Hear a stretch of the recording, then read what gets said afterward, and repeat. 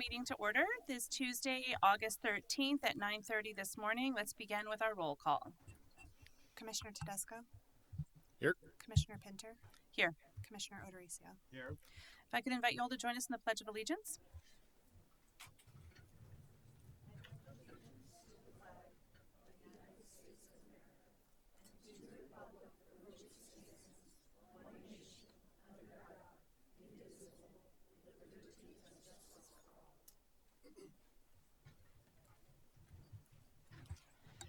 Okay, do we have a motion this morning to approve our agenda?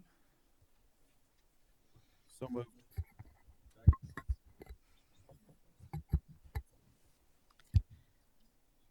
Moved and seconded. That passes unanimously. And let the record reflect, Commissioners Henry and Baca have also joined us. So that brings us to awards and presentation. It's my understanding we don't have any this morning, so we're going straight to citizen communication. This is for general comment. If you're here for a land use matter, we'll cover that during that portion of the hearing. If you're here for anything that is not about, let me make sure I get the case number correct, RCU 2022-18. If you're here for any other topic, this is general comment. This is your moment for citizen communication. You would have 3 minutes. Come on down and introduce yourselves. Clerk, do we have anyone signed up? Chair, we still have several people out in the lobby signing up. I do believe there was one gentleman here for general comment, but They were here for general comment? Is there anyone in this room right now for general comment? Could I ask a staff member to go make the same announcement in the lobby? Katie's on it. Stephanie's on it. We got like 3 people on it. Way to go, guys.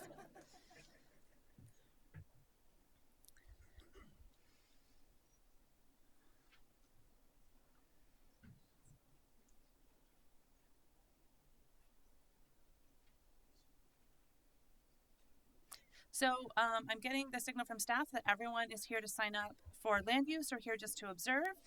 So we'll go ahead and close general citizen communication at this time and move on to elected official communication. Colleagues, does anyone have a comment?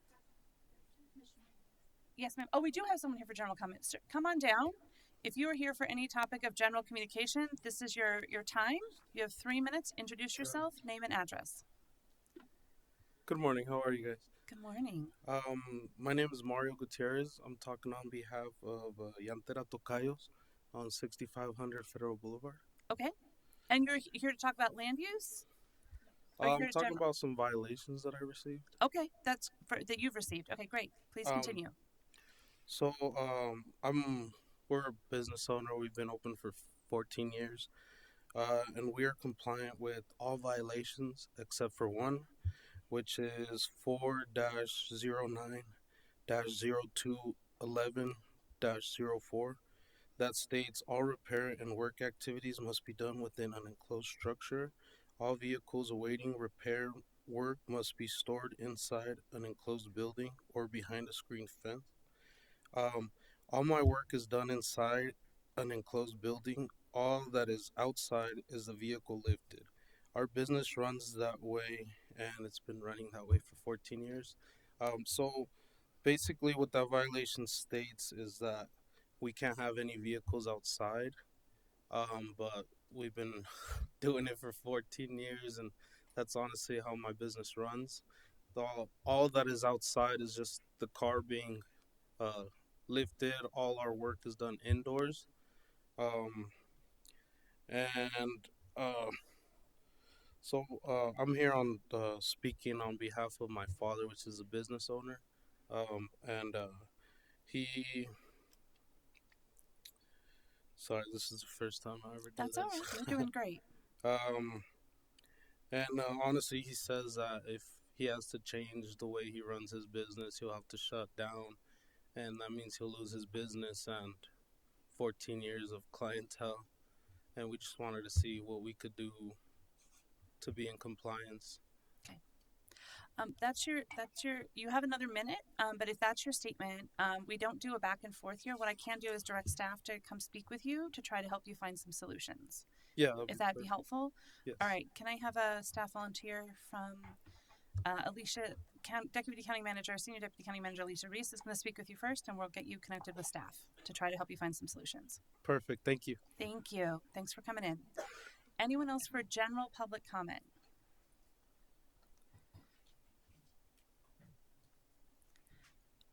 Okay, so then I'm going to go ahead and close public comment. And I don't know why I slammed the little hammer. I just got excited about it. Why not? Elected official communication. No. Seeing no comment from my colleagues, we'll move into our consent calendar. Does anyone have a motion on the consent calendar? Madam Chair, I move to approve the consent calendar as presented in the agenda. Second. All right, let's all vote on that. Moved and seconded. That passes unanimously. Thanks, colleagues. That brings us to new business from the county manager. I believe you have one item on the agenda. Yes, good morning, Commissioners. We do have one item. That item is a resolution approving an intergovernmental agreement between Ricardo Flores Magon Academy and Adams County for the Adams County Lowell Boulevard and 54th Avenue crossing improvements, safe routes to school. And our Public Works Director, Brian Staley, will be presenting. Great. Good morning, and thank you for having us this morning. So, as you may be aware, the Ricardo Flores Magon Academy was rebuilt in place a few years ago. Representatives from the school discovered that their new site configuration for the school made it so that attendees were no longer using the improved crossing, the traffic signal crossing of Lowell Boulevard, effectively. So, in partnership with Josh Sender, the county's traffic engineer,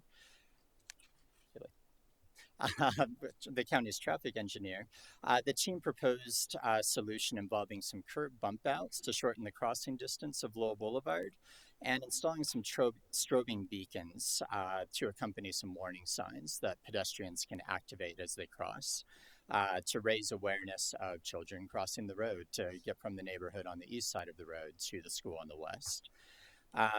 Further, our regional transportation team identified the Safe Routes to School program, a grant provided by the federal government and administered by the state to encourage children to walk and bike to school. Adams County was awarded a grant from this program in the amount of $120,000, and the business before you today is an intergovernmental agreement with the school to split the cost of our 20% match. Long Nguyen will be taking over the project and providing the scope and design parameters to ensure that we're compliant with federal guidelines. And finally, I'd like to say a thank you to Josh Long, Michelle Riccio, Janet Lundquist, and Renee Valdez, the whole team that contributed to this project. It's a small one, but I wanted to speak on it today because it's a milestone and representative of the care and attention that our team is putting into sourcing creative solutions with partners and putting our pedestrians and the traveling public first when we're generating solutions. So I'm happy to answer any questions, and thank you all for your support of traffic safety in the county. Thank you, Mr. Staley. Do you have any other staff members who are making presentations, or that you just named them to let us know who else is working on it? Yeah, the project team and the folks that we want to celebrate for making this happen. Excellent. Thank you for that. Colleagues, any questions or comments? Commissioner Tedesco. So I just have a question, and congratulations. I think this is great, right? But you know this is an issue throughout Adams County and not just in the southern portion of Adams County. And I feel like there hasn't been a lot of attention to other areas that are in desperate need of some type of fix like this. Is there somewhere people can go to see a queue of where other projects like this are being worked on? Or do you have a suggestion for those residents that have these same issues on how they can get into the queue to have this happen? Absolutely. So it is a problem across the county. Investment over time in safe curb gutter sidewalk programs and crossings, especially around school zones. I'd encourage our residents to visit SeeClickFix to report issues as they arise or to contact us directly. Josh and his team in traffic safety are very responsive and take every inquiry about traffic safety seriously. We don't have a queue of projects available on the website yet, but we're really excited about our comprehensive traffic safety project that's kicking off this fall, involving all of our constituent communities, or most of our constituent communities, I should say, that's going to take a look at hotspots, crash history, and have community engagement to identify at places where we really need to be focusing our attention and our resources in the future. Thank you for that question. Any other questions, colleagues? Or do we have a motion at this time? Chair, I'd like to make a motion to approve the resolution with the intergovernmental agreement between the Ricardo Flores Magon Academy and Adams County. Second. Moved and seconded. This passes unanimously. Thank you for your hard work. Safe Routes to School sounds like a very formal name for something very specific that helps communities. So thank you. All right, County Manager, anything else? Okay, County Attorney. Good morning, Commissioners. I have one executive session on your agenda, and then I would actually like to ask for another as well. The one on the agenda is pursuant to Colorado Revised Statute 246402-4E for the purpose of instructing negotiators regarding an economic incentive. So moved. Second.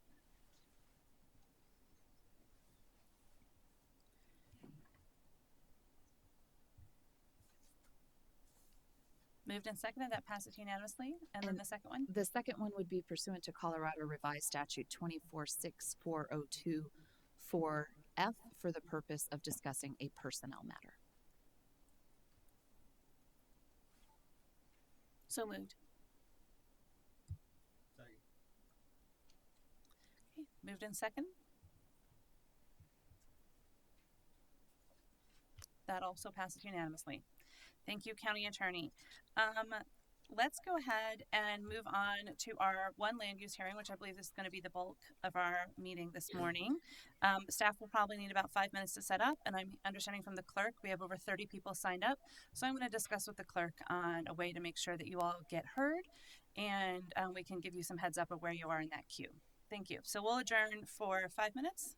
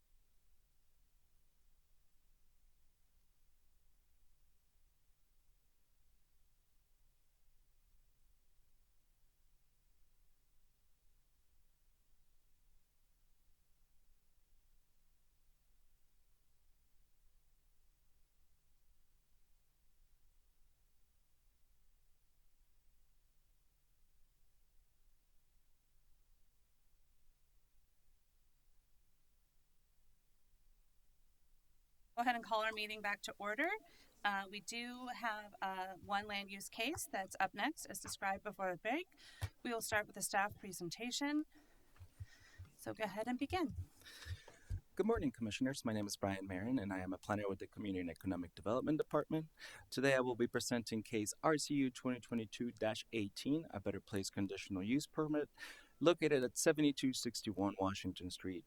I would also like to introduce the engineer on this case, Mr. Steve Skrutsky, and our land use and built environment specialist, Megan Grant, that have provided assistance with this case and will be able to respond to any questions associated with either engineering or environmental concerns.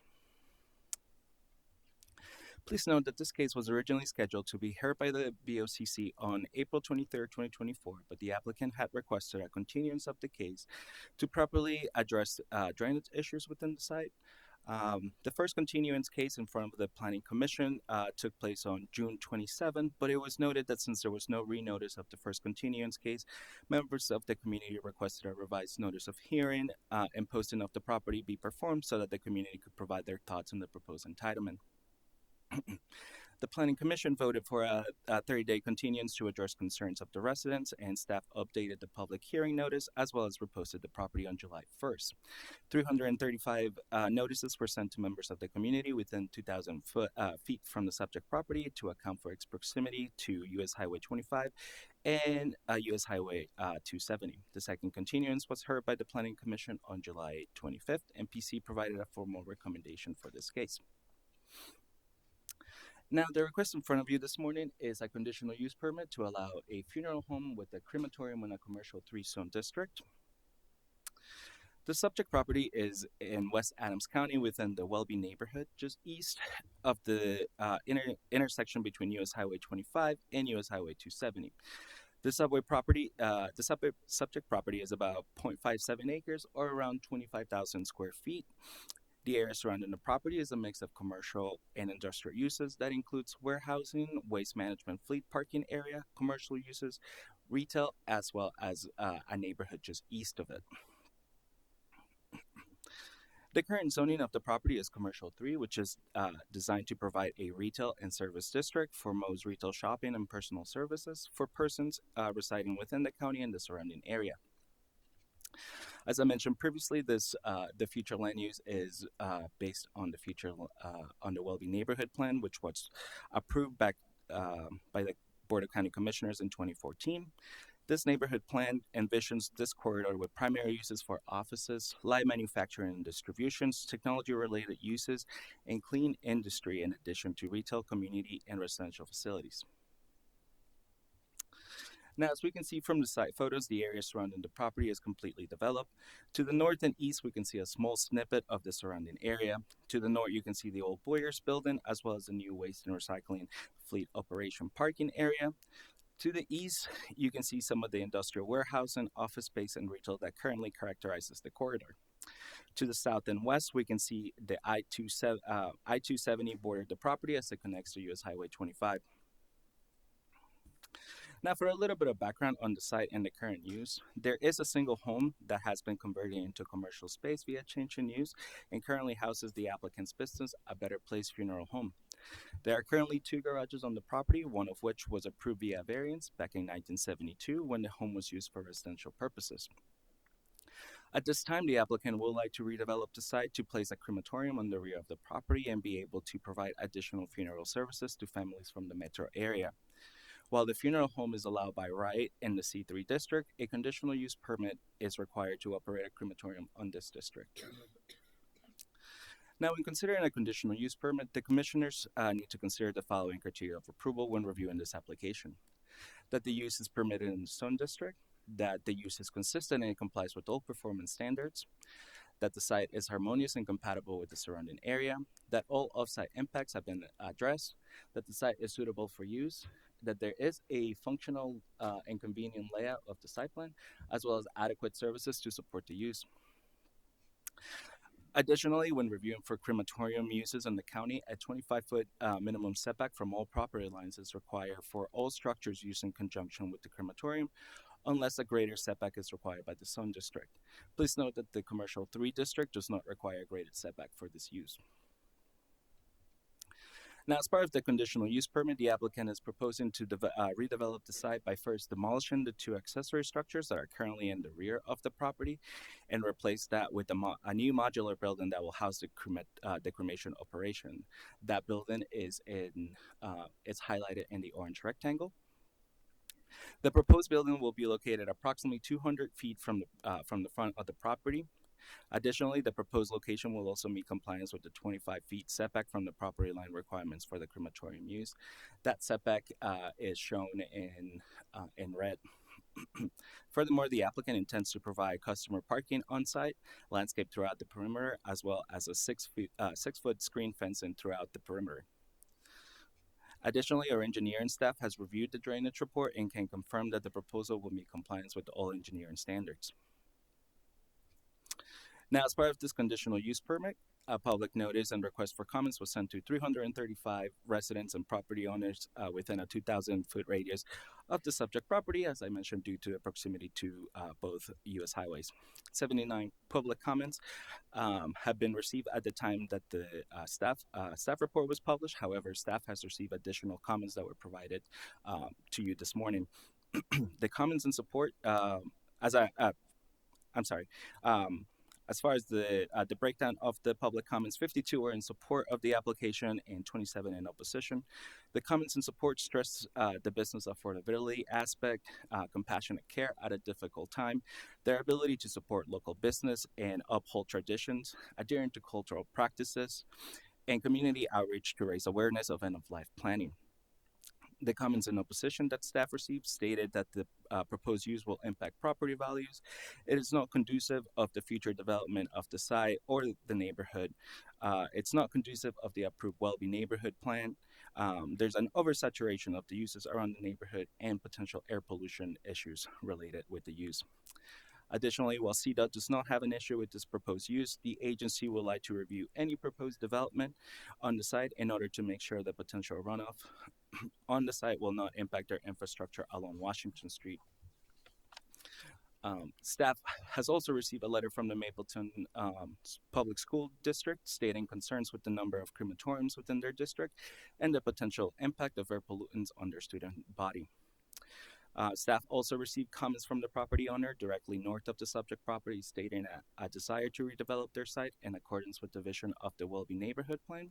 The property owner has stated that the potential approval of the crematorium on the site will impact their ability to develop the site in accordance with the neighborhood plan.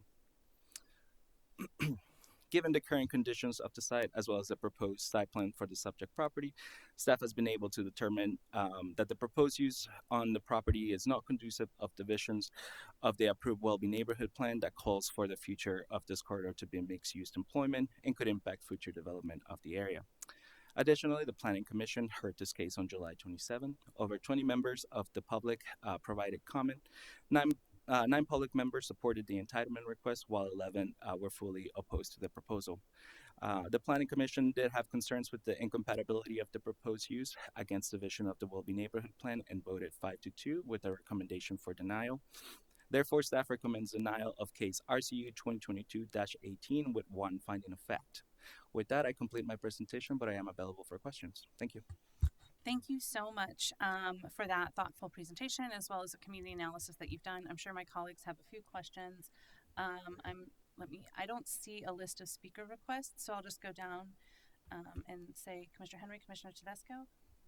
Commissioner Tedesco.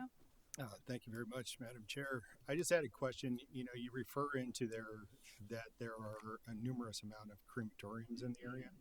Do you have a map that shows the locations of those? I do not, Commissioner. However, I can attest to the fact that there is one just east of the subject property within a half mile, and then the other ones that the applicant has found are within a mile and a half of the site. The applicant has provided that information in the past, and I will let them speak more to that fact. Yeah, I just was hoping that you had some kind of visual documentation to really represent that fact that you presented. So I appreciate you trying to answer that. So thank you. Excuse me, Commissioner Tedesco. I do have a hard copy of the map that does show these. I'd be happy to run this up to you if you'd like to. We can add it to the record. I would love to see that, and if you could, is that part of the actual, before I say that I'd love to see that, was that part of the actual, is it on the agenda that people can access and view themselves? It's just a Google map. So I don't want to use it today because it's not part of what the public can see, but I am interested in it just for my own knowledge. But I don't want to use that as something that I make my decision on if it wasn't available to the public. No problem. Thank you. Thank you. Moving down, any questions for staff from this side? Okay, at this point, thank you so much for your time. The applicant, please make your presentation.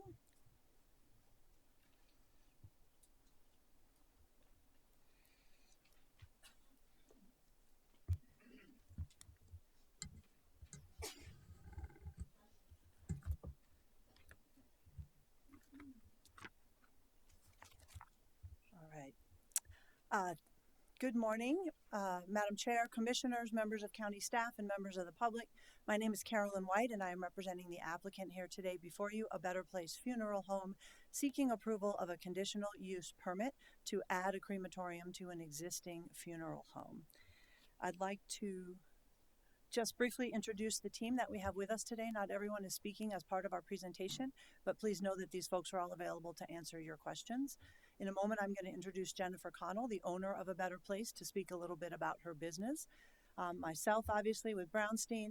We have with us Drew Hill, an environmental specialist, who is with the Matthews Corporation, which manufactures the equipment that we propose to use in this crematorium. He's going to provide a little testimony about exactly how it works and how they manage environmental issues. And then we also have with us, but not part of our presentation, Kyle Watson, our civil engineer, who, for example, designed the drainage plan that Brian showed you a moment ago. So obviously we're here to talk about a conditional use permit for a addition of a crematorium in a C3 zone district.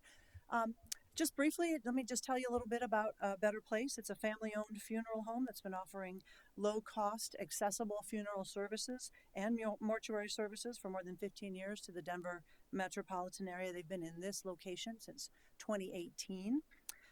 They provide essential services to many underserved populations within Adams and surrounding counties. I'm going to give you a little bit of data, and then I'm going to ask Jennifer to come and speak to you a little bit about her business. Some of the data, for example, they're on track to serve approximately 1,200 families losing a loved one in 2024. Social service cases alone are expected to double in that time period. Currently, approximately 15% of the families that they serve are social service cases, as abandonments, victim cases, which are paid in part by this county and other counties. Additionally, more than 50% of the families that they serve are minority or underserved socioeconomic classes. So they provide a very important service to that group of folks within the Adams County community. So before we get into the details of the conditional use permit, like I said, I just want to briefly introduce Jennifer to speak about her business.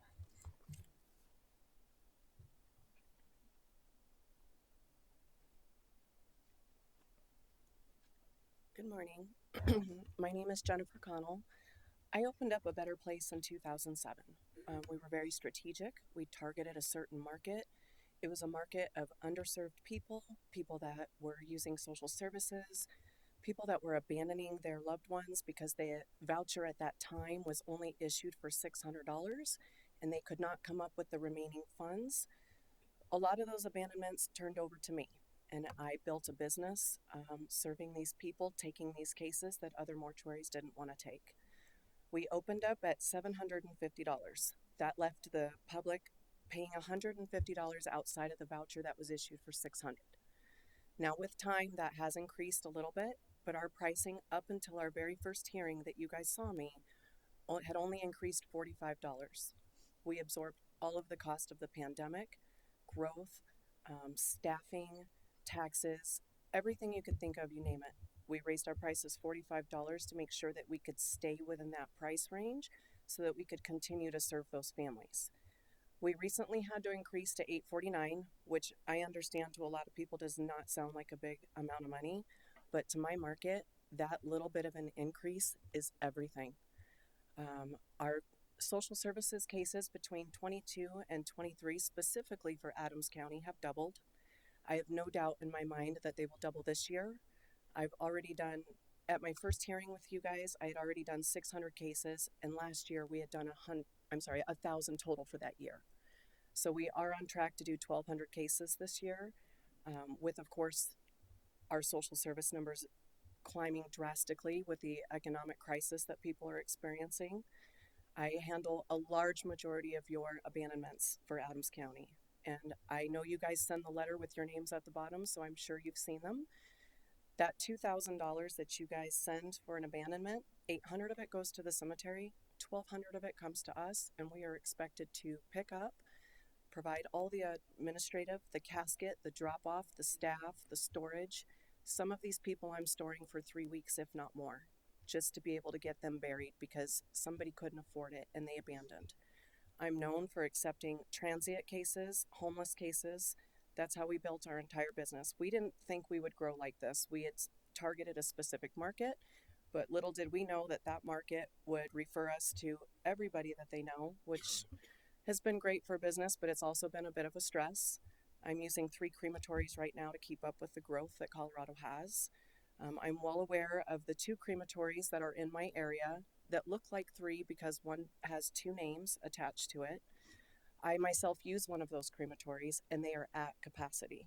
You will notice in the letters that you received, all of these crematories have provided a letter stating that we are over-consumed. There is no way that we can keep up with the growth. Adams County is growing by the day.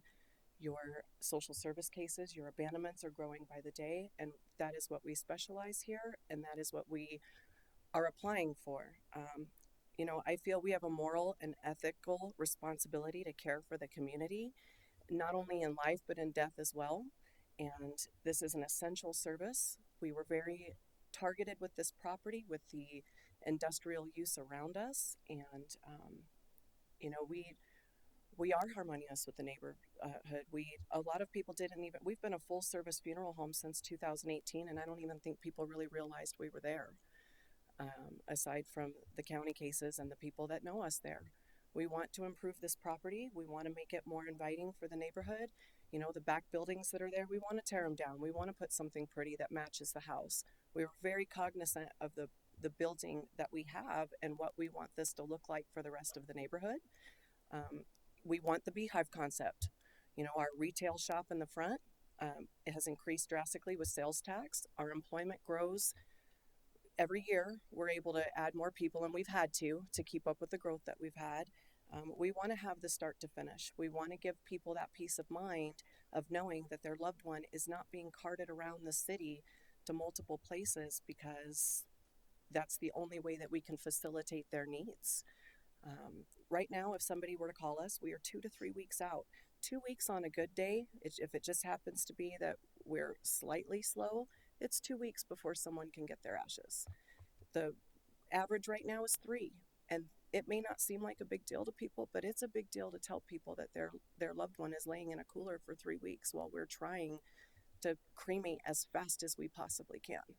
So this is a big deal for our community, and I don't know that it's a taboo. People don't want to talk about it, and people don't want to think about it, but it's a need. And we've got to start thinking about how we're going to take care of all these people that are passing and who's going to store them while we all are frantically trying to use the same crematories. We just don't have enough of them.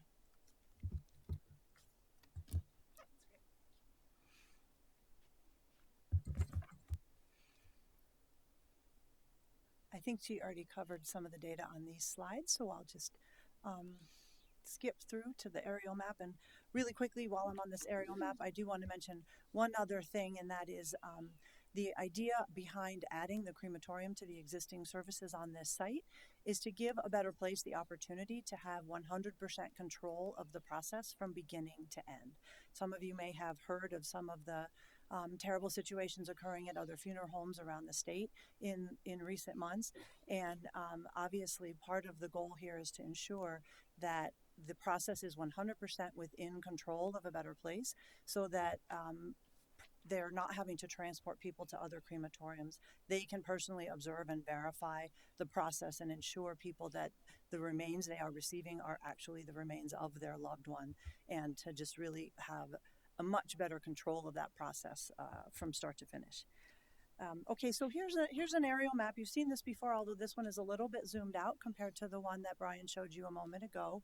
And I just wanted to give you like a little bit of a bigger context. If you look around this area, north, south, east, and west, it's obviously this property is bordered immediately to the south by Highway 270, immediately to the west by I-25, immediately to the north by the former Boyer's Coffee Facility, and just north of that is the Waste Management Facility. Right across the street is the Collision Center and a variety of other industrial buildings. There are a few scattered residential uses in this vicinity, but the vast majority of any residential that is could be considered nearby is significantly to the north or to the west or even to the south across a couple other highways.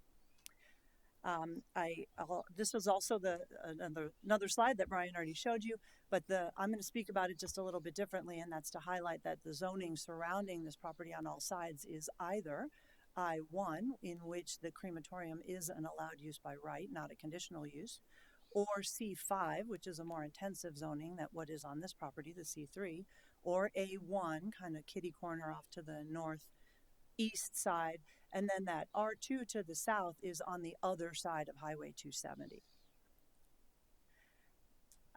This just sort of highlights some of those other additional businesses that are in the immediate vicinity, the former Boyer's Coffee Facility, the GFL Waste Management, and obviously the Washington Street corridor there and the industrial buildings. The Collision Center right across the street, I'll be speaking about just a little bit more in a moment. And now, Commissioner Tedesco, I'm pleased to report that I actually have the map that you requested. We presented this to Planning Commission. It has been part of the public record since the beginning of our application. And this does depict all of the crematoriums within a 5-mile radius. As Jennifer noted, there are 2 within less than a mile. It's the first 2 listed on this slide. It looks like 3 if you just kind of Googled it, and that is because one of them operates under 2 different trade names out of the same building. So there's really 2 facilities that are within a mile of this property. And then you can see there's a couple like the AAA that's 5 miles away. I'd like to talk in just a little bit more detail about the site plan of what is being proposed here. This is the site plan that was submitted with the application. I know Brian showed it to you earlier, but what I wanted to highlight, of course, is the existing building towards the front you can see is remaining. That is a small residential house that has been converted into the office. That is the place where Jennifer and the Better Place team meets with their clients. It's beautifully decorated. It has a very nice reception room. It has a homey feel to it. In the rear of the property is where the new crematorium facility is proposed to be operated, and in a moment I'll show you some photographs of what that's intended to look like. And what you can also see on this slide, in addition to the setbacks being measured, is that there's a proposal to add significant landscaping, trees and shrubs around the perimeter of the property that will screen this property from all sides, even though the view from the west is I-25 and the view from the south is 270. This is a black and white rendering of the architecture of the proposed structure within which the crematorium would be located. And I'll highlight a couple things here. One is that it is intended to be clad with masonry, with brick, to match the existing home from a visual perspective. And you can see on the top those 2 things that look like chimneys. Those are the stacks for the crematorium machine, and they are going to be enclosed within brick to make them look like chimneys. And this structure, as you can see, looks very much like a residential home. This is a colored rendering of that same architecture to give you a feel for what it's going to look like, from the outside. And I particularly emphasize this because I note that the one criterion that staff opined is not met is the one about compatibility with the neighborhood. And within that, staff made 2 comments. 1, potential air pollution, and 2, visual impact. This is what the visual impact is going to look like. It's actually considerably improved probably over the metal structures that are there today, and it's probably going to be one of the best looking buildings in the neighborhood compared to all the other buildings that are there today in terms of its elevated architecture and the design to match the existing residential home. All right, now I'd like to turn it over to Drew and ask him to help talk to you a little bit about exactly what this facility is going to do, what this machine looks like, how it operates, and in particular, some of the very stringent environmental controls and measures that are incorporated into this facility.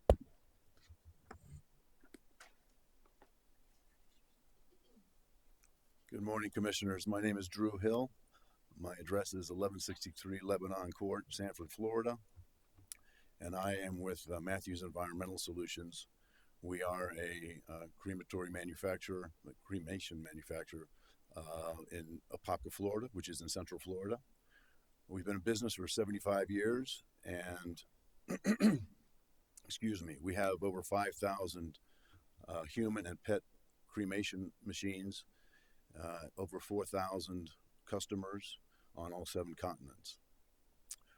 We focus primarily on human and pet cremation, but we also have a full range of incineration machines that are designed to destroy different types of matter, unlike the matter we're going to talk about today, which is human remains. So the equipment that we are proposing for a better place is a couple of these machines you see up here on the left. These are what we call the PowerPack 2 Plus. They are the latest, greatest in technology. I know there's a lot of stories out there about smoking and about pollution. We are still incinerating things here, so the incineration principle is still in effect. You have fuel, you have flame, and you have air, and all three combine together, combine combustion to create combustion. And as a result of combustion comes products of combustion. Some folks call it smoke. The machines are designed to not only destroy the matter of the different types of waste. If you see up here, we have 2 different types of waste that we destroy in these machines. You have cardboard and casket, which is what is designed to introduce the case into the crematory, into the chamber, the cremation chamber. You have to have some sort of container to put the deceased in there with. Most of them are cardboard these days. About 80 to 90% use cardboard, but some still are using official caskets, wood caskets, and that's all under the type 0 waste category.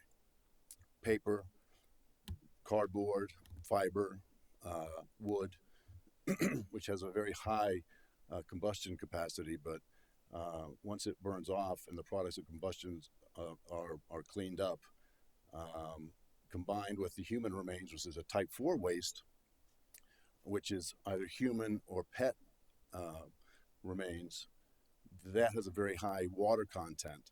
So between the high combustible content of the wood and the fiber and the very high water content of the human and pet remains, we have the ability to clean and purge those products of combustion or smoke in this machine before the emissions are sent out into the air. These machines are also very fuel efficient. They're designed to do multiple cremations a day. As each cremation takes place, you increase your fuel efficiency. We also have a larger chamber on there, so there's more obese cases in the community today, so they're able to accommodate obese cases. Obese cases considered a human over 300 pounds or any human inside of a casket, an official wood casket. And we have the ability to monitor those cases, which are a little more volatile than the normal cremation, and I'll explain that in a second. The efficient combustion capacity is that the secondary chamber is, there's 2 chambers, and I'll show you the difference in the chambers. The primary chamber where you enter into the machine is where they actually combust and destroy the matter. Then all those products of combustion are then sent down underneath into the secondary chamber, which is where it's cleaned up. We have to make sure that we have over a 1-second retention time in that secondary chamber. We have to make sure that we keep our 1600 degrees temperature to make sure that those products of combustion are burnt up and cleaned before they go out into the environment. And we also have to make sure that we have them in there enough time so that they can settle and then they can clean up before they go out into the environment. We also have at the top of the machine, before the emissions go out into the environment, a monitoring system that is set at a 10% opacity limit. The Colorado DPHE, which is the Colorado Authorities for Environmental Quality, they have a 20% opacity standard in the state as far as what's acceptable on excuse me, on emissions into the environment. What does opacity mean? Opacity means the clarity or the non-clarity of the emissions coming out of the stack. At 10%, if our machines see 10% opacity coming out, these monitoring systems will shut down the machine. They'll set off an alarm that our monitoring station will hear. It'll turn off the equipment. It'll just keep the air running in the machine. It won't allow the machine to operate again for 5 more minutes while the opacity is taken care of and the emissions start to come out clean again. That's a very important aspect of this machine because the community and the business doesn't want the community to see any sort of visible emissions coming out of these machines. Again, this is combustion, but these machines are designed to eliminate any visible products of combustion that come out of the machines. As I mentioned, the Colorado DPHE has approved 121 machines in the state of Colorado since we started doing business here. They also have stack test ports at the top of the machine above the roof line that they can come out and do any sort of engineering monitoring of the emissions that come out. They also have the ability to come out and do visible emissions testing. And that's done all through the Colorado DPHE. I was talking about monitoring of the process.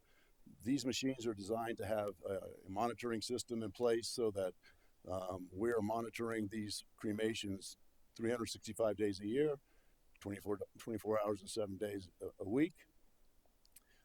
We can make real-time adjustments to the process while the cremation is underway. If we see that it needs a little more air introduced, and by the way, air is the main aspect of this process, not fire. Air is what keeps the combustion process working efficiently. If the alarm goes off, like I said before, because of the opacity situation, a live person will be on that case and will adjust accordingly. So we have cremation supervision at the monitoring station, which is also located in Central Florida. As far as the ease of use, all the operator has to do at the facility is enter the case of the day, the gender, the weight, and the container, and the machine will do everything it needs to do to make sure that the combustion takes place in the primary chamber, and then the cleansing of all those products of combustion takes place in the secondary chamber. As you can see here, here's the door, the entrance, that's where the container is placed. You introduce the case into the primary chamber. The primary burner will destroy the materials in the primary chamber, and all those products of combustion will go then out the back of the front of the primary chamber, down the throat area, into what we call the hot pass. There's also a burner back here in this throat area that will reignite all of these products of combustion, gases and particles, keep them tumbling and turning and turbulent until they come to the front of the hot pass, do a 90-degree turn, and then another 90-degree turn. Each turn keeps cleaning it up and keeps purging all the particulates out of there. And then there's also a baffle down in here, which also helps change the direction of the gases so that it continues to let all these particulates land on the ground. And then by the time it gets back here into the end of the cold pass, it goes up and out the stack. You'll also notice here, these are where the pollution control devices are set. And there's a light on one side and there's a monitor on the other side. If that opacity gets to be more than 10%, and like I said, the DPHE says 20% is acceptable, it will turn off the machine and clean it out until it's ready to go, and it won't be able to start up for at least 5 minutes while we monitor and take a look at what's going on before they start the process again. As far as stories on the internet, Google stories about mercury emissions, stories about odor, stories about smoke. Those are stories. We have data that can show that some folks talk about mercury. Sure, there's still a little bit of mercury in silver amalgam fillings, but they are being used less and less frequently. And as a result, any mercury that is emitted from these fillings is less than 1% of any sort of pollutants that come out of any sort of emissions. The smoke aspect of it, again, is controlled by our technology. And as far as smell, I'm at these facilities all day, every day, and I don't notice any smoke or any smell when I go into these facilities. As far as air quality, go ahead. You want to take this? Yeah. All right, thank you. And Drew will be available to answer additional questions if you have them. That may be more than you ever wanted to know about these machines and this process, but I think it's important that you understand what we're proposing to do here. This is a very precision operation, and it is very environmentally friendly. So I'm going to talk specifically about air quality now, because that is the one issue that has been raised the most in many of the comments that we have heard and many of the questions and concerns that we have heard. And I want to spend a little bit of time focusing on air quality. It relates to two of the criterion, compatibility and offsite impacts. And it also relates to the criterion that Brian in his staff report indicated was the only criterion that was not met. So in order to talk about air quality, I want to reference a document that's in your packet. I believe it's on page 28. We handed it out at the Planning Commission. I have brought some additional copies because the one in your packet was reduced and it's small. And so here's a larger one. Actually, oh, I've got one.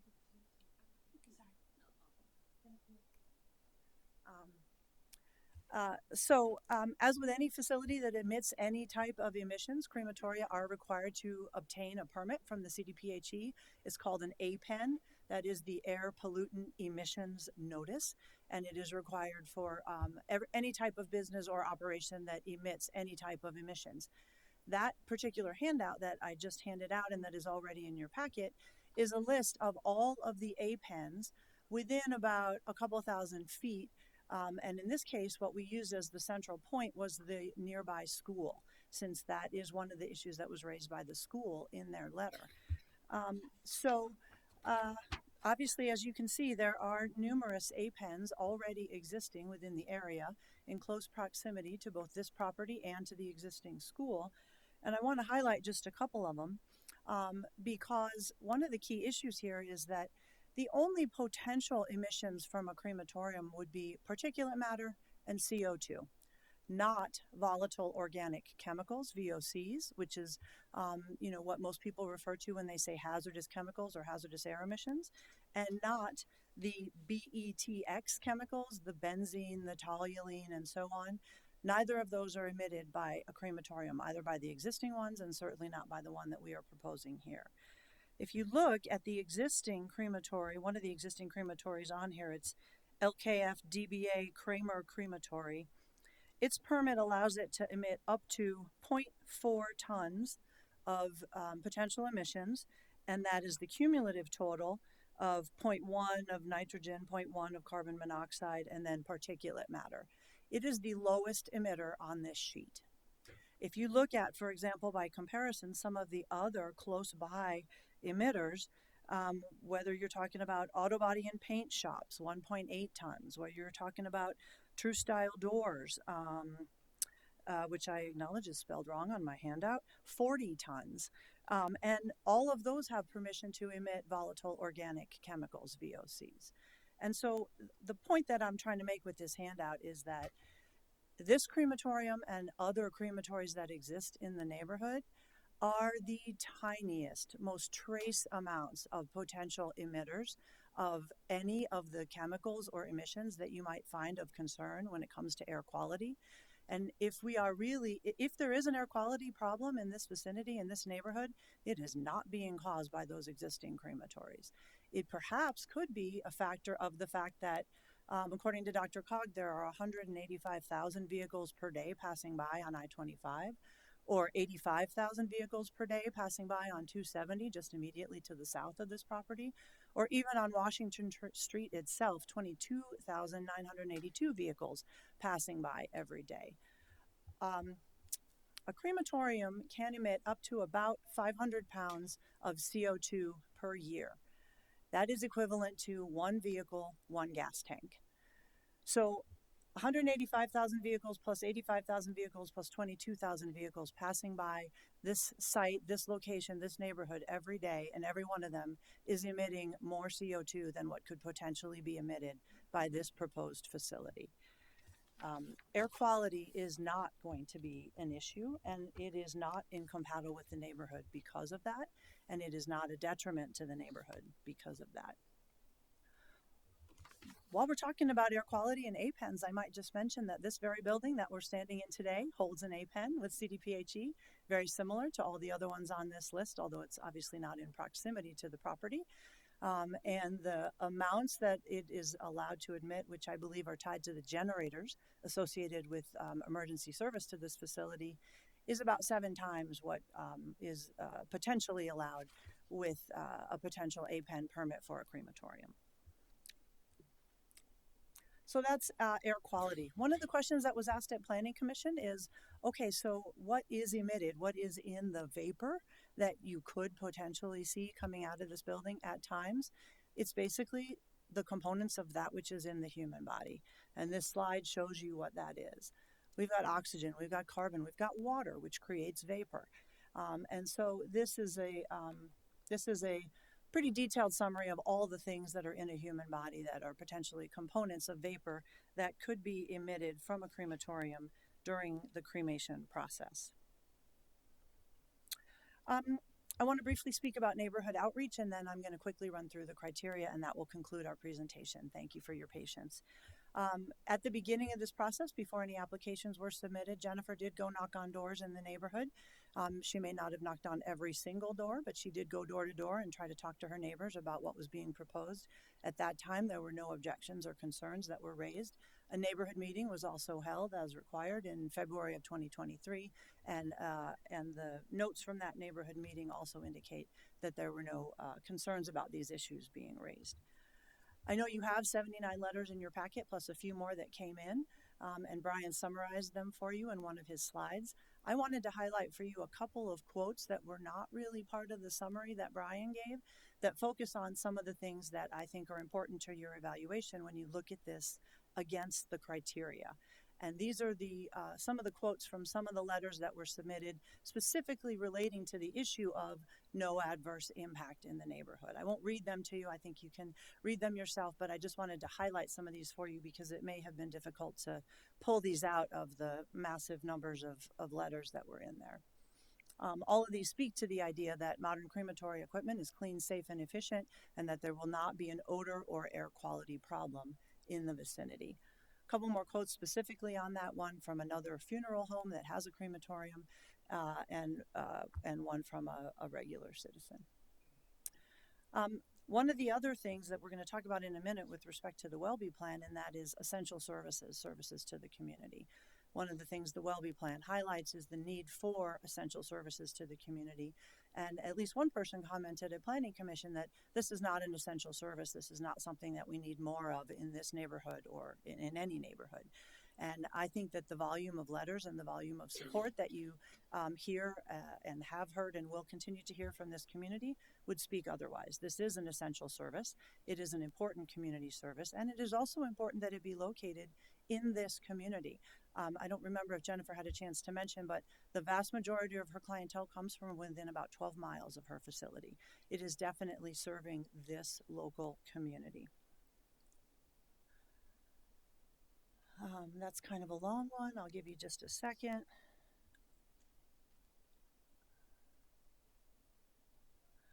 All right, so let's just blaze through the legal criteria really quick.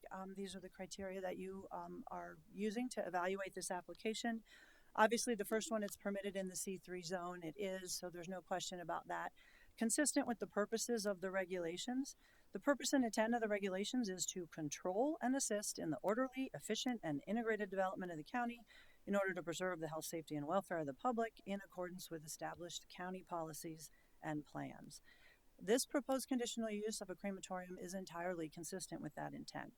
As mentioned, there is an immense need in the community, not just in the community at large, but in this immediate vicinity for low-cost funeral services, including cremations, especially in light of the rising deaths since the pandemic. The numerous letters in the file describing how ABP has helped folks in their times of need really is a testament to how important this essential community service is. It's also consistent with the purpose of the C3 zone district, which says it includes personal services for persons residing within the county and the surrounding area. It also complies with all the requirements of the regulations. In this criterion, we're talking about things like setbacks, maximum height, lot coverage, and so on. And as staff has analyzed, it complies with all of that. This is the conceptual site plan illustrating it will comply with all of the setbacks, all of the lot coverage requirements, all of the landscaping requirements, the drainage requirement, as was mentioned earlier. If you have any questions about that, we can talk about it in more detail. This criterion, compatibility with surrounding area, is the only one that staff indicates that they believe that this application doesn't meet. And that compatibility with the surrounding area is met in a variety of ways. Is it compatible with what is existing there now? Is it compatible with what the county envisions for the future within its comprehensive plan? And in this case, we obviously also have the additional guidance of the Welby plan with the sub-area plan. It is entirely compatible with everything that's around it. In fact, most of what's around it is a more intensive use than what is being proposed here.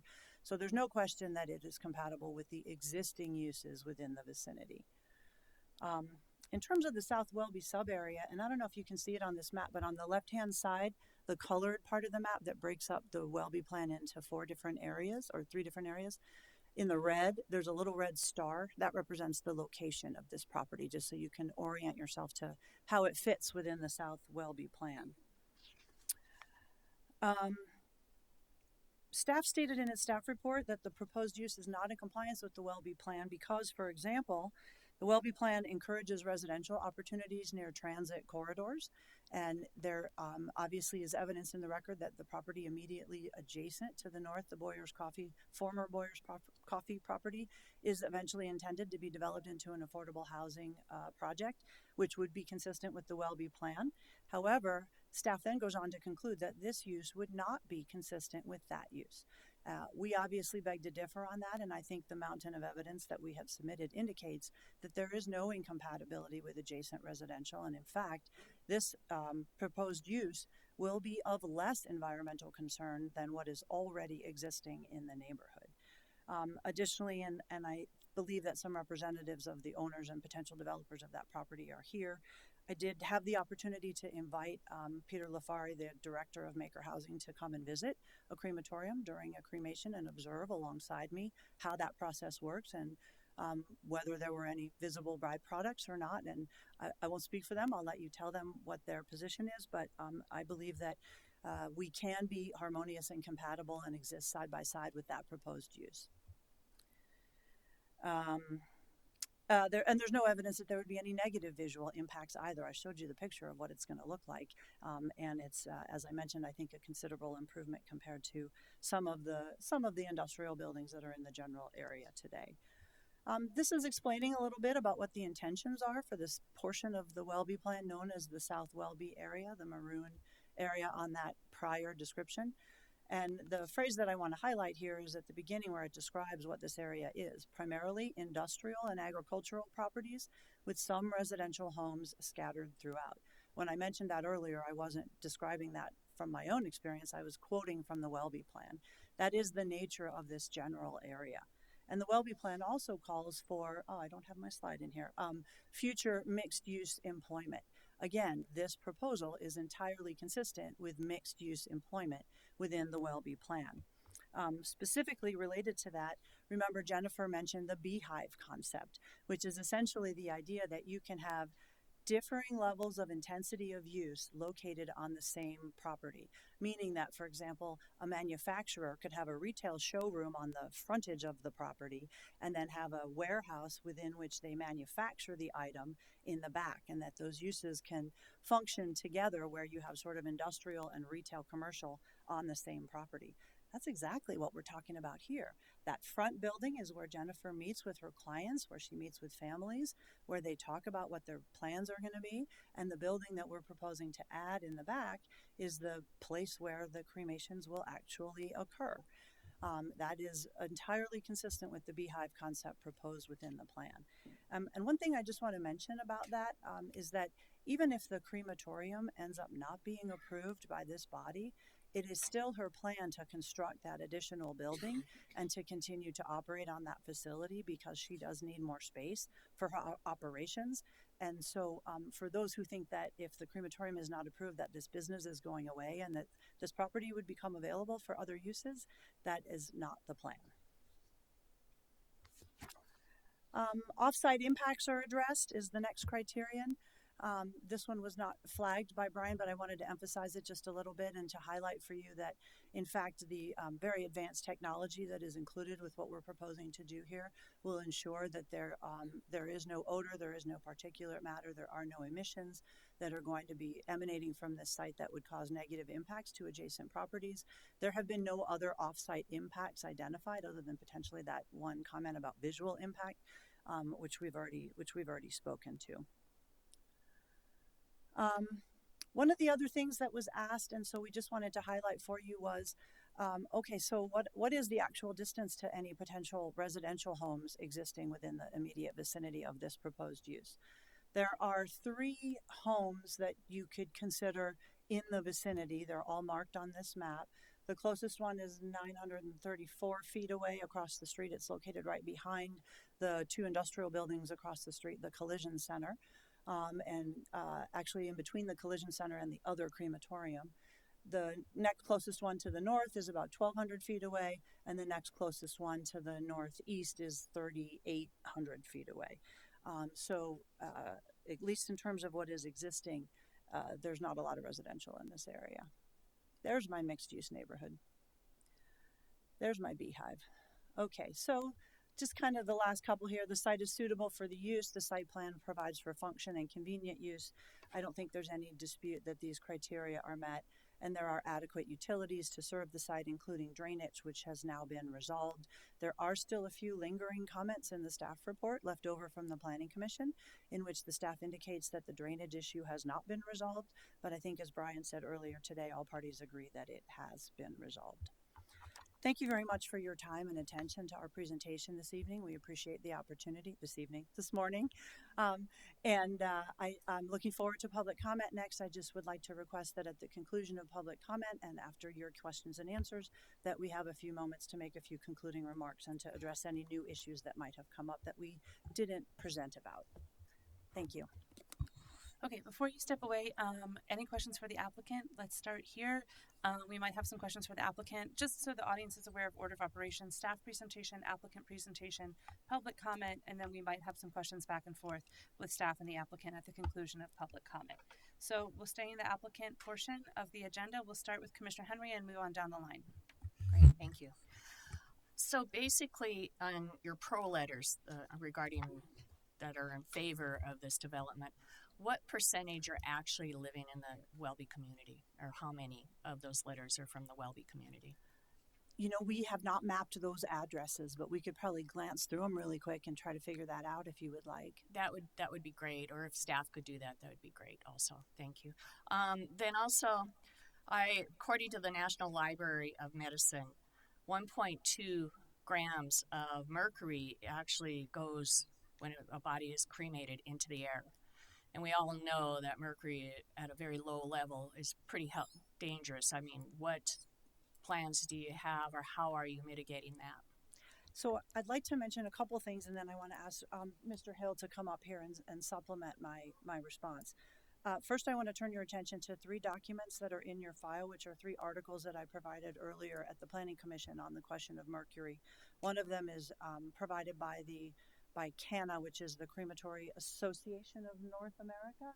And industry? What's that? It's from the industry then? It is, and it reflects some of the standards and the measurements that they have taken. Generally speaking, what I would say, so you don't have mercury in every cremation, right? Only those where the individuals have obtained fillings that are made of amalgam in which the mercury is as a component. And that has been on the significant decline since the 1950s. Very few dentist offices use that anymore. Actually, living next to a dentist office has been shown to be a greater source of mercury than living next to a crematory. And that is in those articles. If you give me a second, I'll From just the tell you what industry. page they are. Actually, I don't think all of them are from the industry. And then, what was the other question? You said 1.2 grams from every cremation? Mm-hmm. According to the National Library of Yeah. Medicine. Yeah, if you don't have the fillings, there won't be any mercury. But Okay. let me just look really quick and figure out what pages those articles are, because I think we have the answer. It should be pages 29 through 33 of your packet. Tell me if that's right. I'm looking. I have to open Yeah. a couple Here, things to well, open yeah, the go packet. further. So if any of And my then I colleagues have, see it, yeah. yeah, and then you made a comment that the business plans, even if this is turned down, to expand their business and they're not going away. What, can you elaborate on that comment? Well, I might ask Jennifer to supplement, but the point is that she needs more space, no matter what. Mm-hmm. And so she is planning to construct that additional building, which if it doesn't have a crematorium and it doesn't require a conditional use permit, and use it for her existing business as it is today. Okay. All right. Thank you. Did that answer your question? Yeah, it did. Thank Okay. you.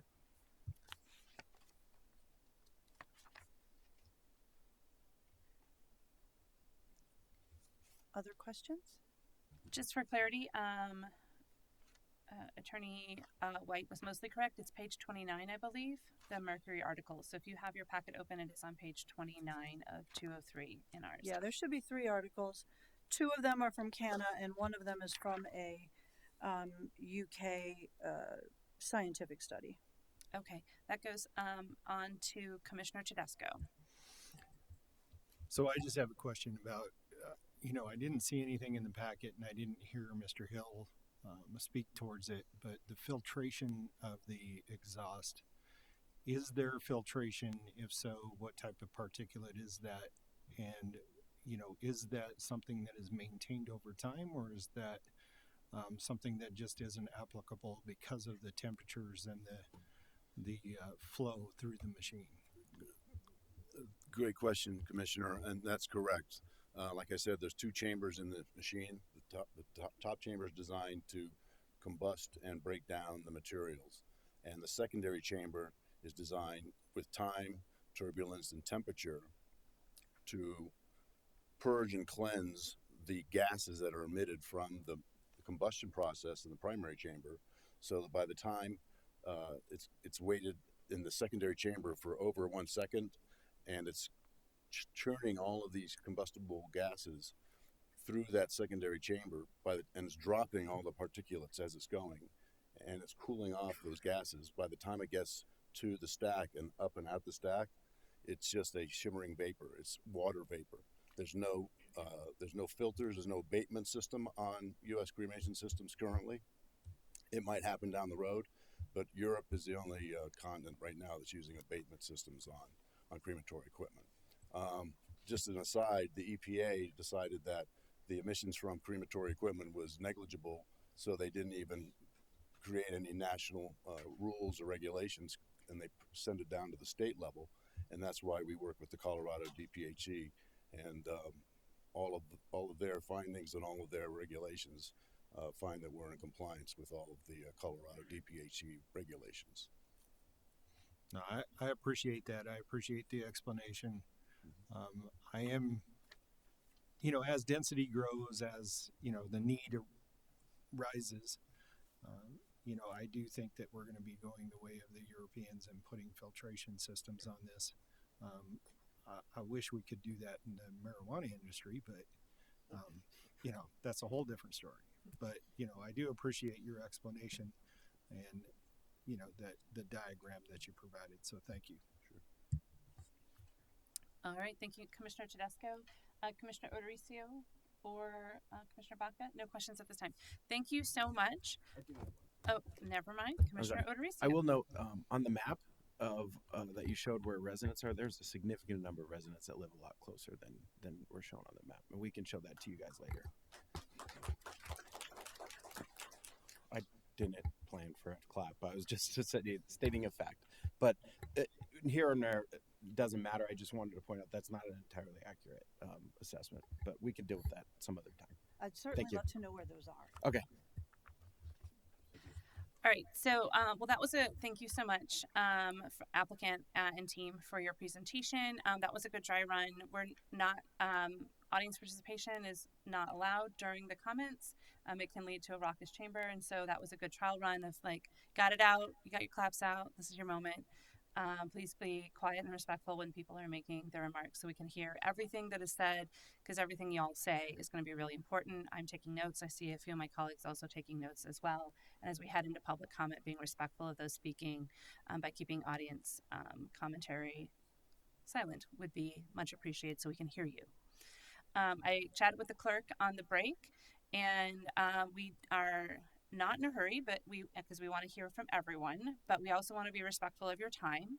And so if you have had the capacity to come as a group and you want to have a spokesperson, please have the spokesperson speak, and then you can just come up and say, I agree with, and name the spokesperson and keep your comments framed. That is your choice. You also will have your full time allotment. There are timers available so you can see your time counting down. We have been at this for a little bit, so I've asked the clerk to announce in groups of 3. So you'll hear the first name, the second name, and the third name, and the first person make it down, and then if the person 2 and 3 can just form a little queue or a line behind the speaker so that we can hear those comments in a row and you have some predictability of where you are in the order. We will hear comments for about 30 minutes, and then we'll take a break at about 11:20 and then resume in public comment, because it's my understanding, as was mentioned earlier, there's over 30 of you signed up. So clerk, let's go ahead and start with the first 3 public comments. We'll call those names out, and if you could line up. Pastor David Baca, Kimberly Selby Pounds, Barbara Ortega. So come on down. First person, introduce yourself and name and address, and then you will have 3 minutes. Good morning. Good morning. My name is David Baca. I am a pastor with the Crossing Church in Westminster, 3501 West 104th Avenue. And I'd like to thank you for allowing me to come up and speak. As a pastor,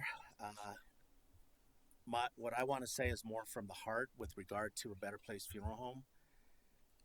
Last year in 2023, I did 50 funerals, which is a high amount for a church. This year, as of August 10th, I've already hit that 50 mark, with 27 of them being with a Better Place. I've talked with funeral directors from Haran McConaughey, from Dignity, from Ollinger's, Romero's, as well as a funeral home in Pueblo where I did a funeral. And all of the directors said that funerals are becoming more and more.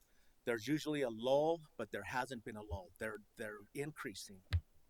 And the fact that I am at number 50 as of August 10th, I am sure that by the end of this year, I will probably be in the 80 mark. And my concern is I meet with the families personally, and the financial hardship that they go through is heartbreaking.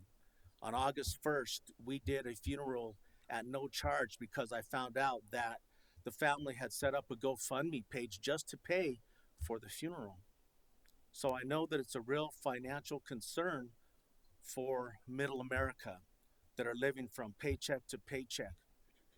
The niche that Jennifer in a Better Place fulfills are for those families that don't have a lot of money, and many of them are living from paycheck to paycheck.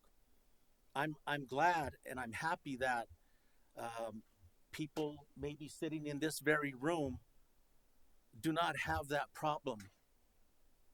When my mother-in-law and my father-in-law passed away in the last 2 years, we had to have them cremated because my wife and I could not afford to bury them in a traditional burial.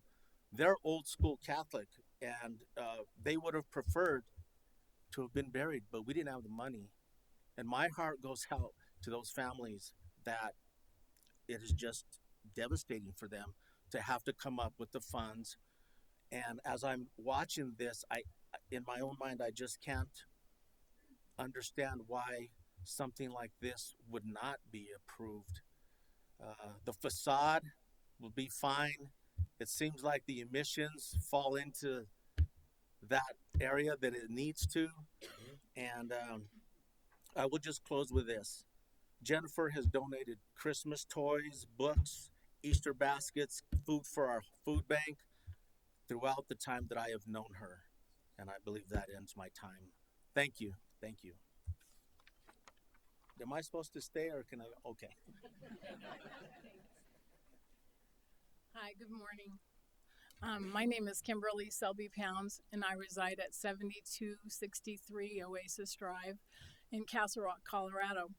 I'm a design build project manager, and in 2018, Jennifer hired me to refurbish and remodel the existing building on the property. And we made it into, it was an original home, so we made it into office space. We have not changed the exterior. We did clean it up really nicely. And she's been working out of there since then, and it's become apparent that she needs to expand her business and have more control over it. So last year she decided that she would like to put in a crematory to have more control over her business. And so we made a trip to Matthews plant where they make the crematories in Florida. And while we were there, we saw how they were made. I needed to understand the implementation and the requirements to build a crematory on site. And we also witnessed the control room that was there that monitors all of the Matthews crematories worldwide, 24/7, 365. It's not only computer state-of-the-art driven, it's also human beings. They see exactly what's happening through the crematories from the process. And they can stop this. The machine will automatically stop. The human being can actually stop the process too. They can talk with the operator and they can fix the problem. If there's any emissions would be the problem, I would say. Anyway, it has to be cleaned up, has to be in working order before the machine starts again. While we were there, we also saw actual crematory mortuary with the similar system that Jennifer would like to put in this new building. It was a very neat and tidy, industrial in style. Everything was very organized. The building was warm, but there was no evidence of smoke or odor of any kind. And if I didn't know what I was seeing, a crematory would not be on my list. As you can see from the presentation, the new building that we're going to build, hopefully with the crematory in it, will totally enhance the property itself. It's going to look very much vintage. It's going to mimic the front building that is on the property. And I believe that it meets all the Welby plan as far as what they're looking for in that area. It's going to be a charming building. Cremation happening there is probably not going to be evident unless you know what actually is happening. And it also gives her control over her business, keeping everything in one area. That's your time. Thank you so much. Thank you very much for your time. Come on down and introduce yourself, name and address. My name is Barbara Ortega. I live at 381 Greenwood Boulevard, Thornton, Colorado. And I have the privilege of being a customer of A Better Place a couple of times.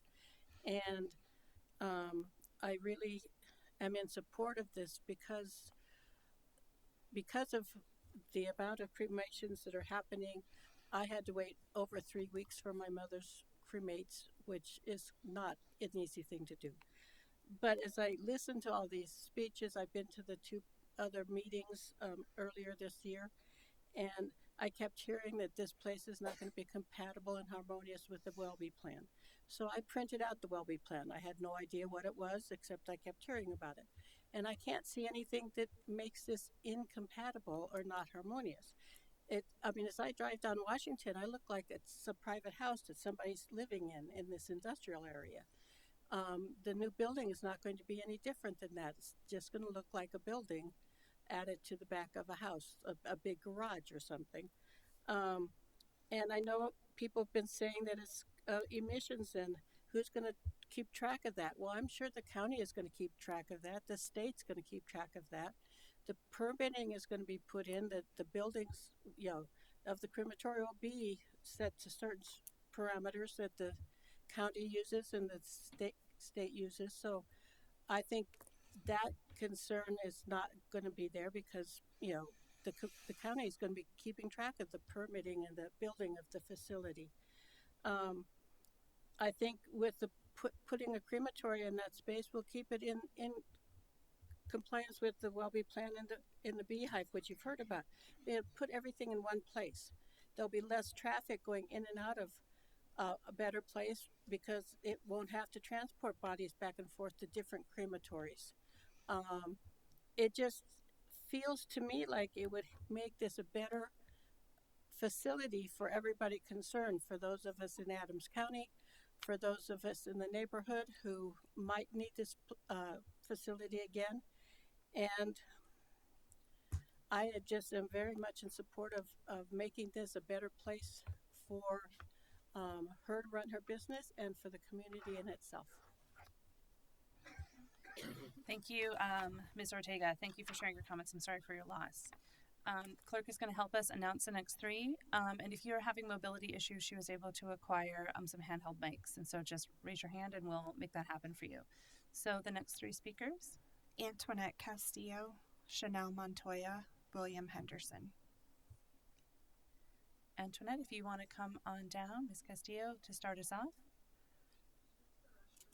Okay, what were the next? Can we put a flag on her to add her back later? Yes. So the other two? Chanel Montoya, William Henderson. Okay, Ms. Montoya, you're up first.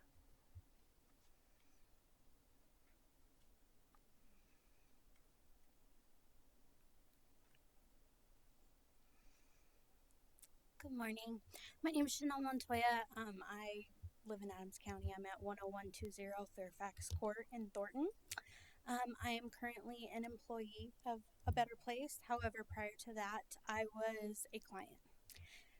I found Jen at a time where my grandma was going through stage 4 metastatic melanoma, and she was placed on hospice. And I don't know how many people have been in the unfortunate circumstance of, having to figure out how to give your loved one a final last tribute to, their final resting place and struggling to pay other bills. But it's a rock and a hard place I don't wish on anyone. And we found A Better Place, and I was amazed that not only were we able to get all of my grandma's paperwork and all of her final wishes taken care of in a timely, dignified manner, but it was affordable. It wasn't something outrageous that you see other funeral homes and I think that shows how important and the service that they provide is. And basically having this crematory will continue allowing us to provide the community with this essential affordability of funeral care, because at some point or another everybody is going to need it. And as one of previously being one of the low income families struggling to pay bills and everything, having that affordable funeral care is a necessity. Thank you.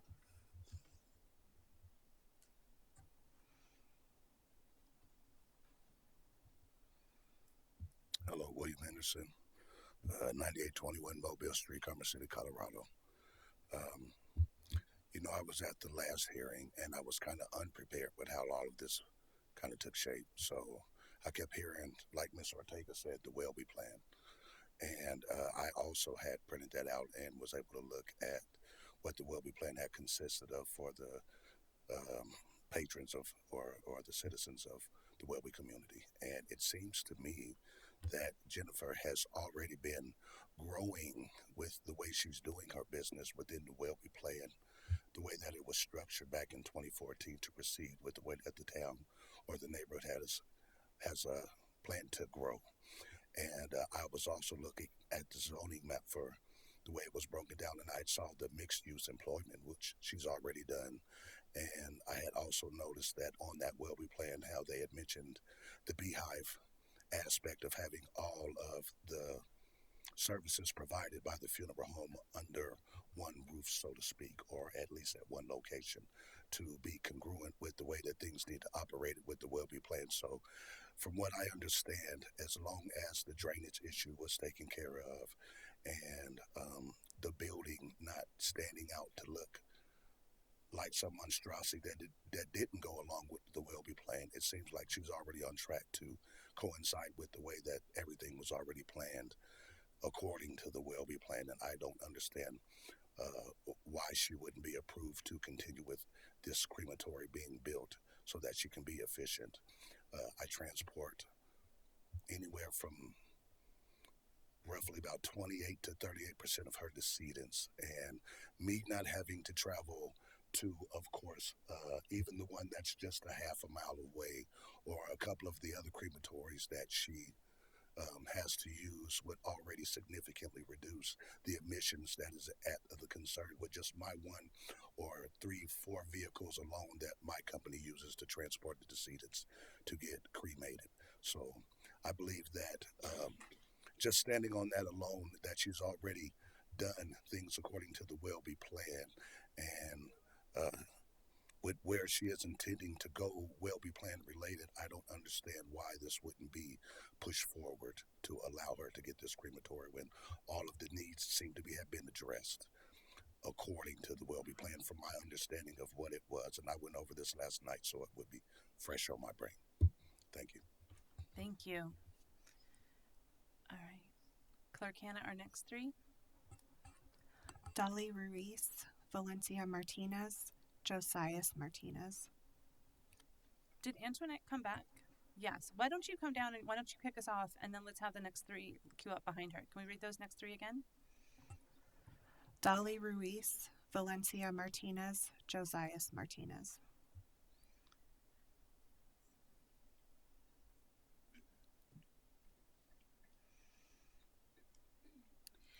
Hello, my name is Antoinette Castillo. My address is 1010 Perry Street, Denver, 80204. Years ago, during a loss, we stumbled upon this funeral home by its name. It truly is a better place to work with when you want your loved ones to be in a better place. The name, the owner, the employees, and environment, inside and out, truly make the process simple, understandable, and comforting. Being a repeat customer or client, whatever the terminology is, twice now within a couple of months. In fact, I'm currently working with them now during a loss. I've helped funeral planning for both my parents using 2 different funeral homes in the past before finding a better place, and I'll never go anywhere else now. Many other family members and friends have also used a better place, and after their experience, they willingly share it with anyone who faces a loss. Funeral expenses are due up front and full, and her costs are reasonable, affordable, but Jen makes the experience bearable. Jen and the funeral home possess the most inclusive and diverse perspective and outlook. The way she runs her business and outreaches to community, not only in the neighborhood, but to anyone in need during holidays and with school supplies. Even random people off the street that may wander on her property, as I've witnessed during a time there. No one is looked down on, no family is turned away. She provides assistance and resources every step of the way through the loss of a loved one. She also partners with community churches for uses if families don't have one to use. A Better Place is owned by one woman and a very small team of employees. The property is not a commercial funeral building, it's a house. It's not obvious it's a funeral home that is there unless you know you're going to a funeral home. The structure inside and out is very welcoming, and while that surrounding loud highways and industrial block it's on, a better place environment is somehow peaceful and comforting for families needing to go there. With her landscaping plan, it will heighten the appearance around the property, make it less aware of the establishment. And while I don't live in the neighborhood, I drive around there every week as my daughter attends tumbling on 74th and York. And all around there is just businesses, plain brick, some stone buildings, and could, in my opinion, use some more greenery. I've had to drive on the highway to go to a grocery store while I'm waiting for my daughter. There isn't anything really nearby there, so it's just kind of all buildings. Whatever the outcome of this, the funeral home is not leaving. She is not requesting to take over any other land or property. This request may not be pleasing to some, but she has very good intention.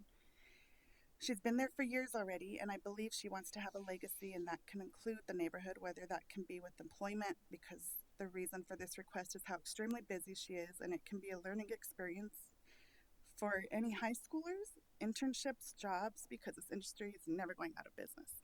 And she's a great place to have to go to if you have to have the need. Thank you. Thank you.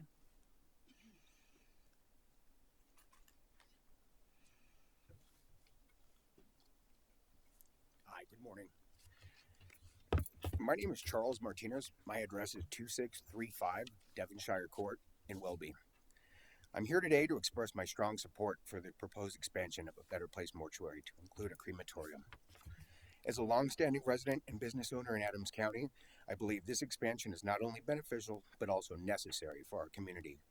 The mortuary in question has been an integral part of Adams County for over 15 years, providing compassionate and professional services during the most challenging times for families in our area. The fact they own the land in which their business operates underscores their commitment to this community and their desire to continue serving us with the higher standards of care. The proposal to add a crematorium to their existing operations has been met with some resistance, primarily based on the concerns about the aesthetics and optics of such a facility. However, these concerns are misplaced. The presence of a mortuary already exists on this presence and makes an argument regarding aesthetics largely irrelevant. The addition of a crematorium does not alter the essential nature of the property or its impact on the community's visual landscape.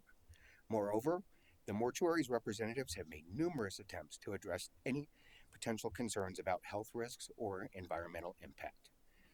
They have presented evidence about the efficacy of the new cremation technologies, which were designed to minimize emissions and operate well within state and federal environmental standards. This information was shared with the board to ensure transparency and alleviate any concerns about potential harm to the health of Adams County residents.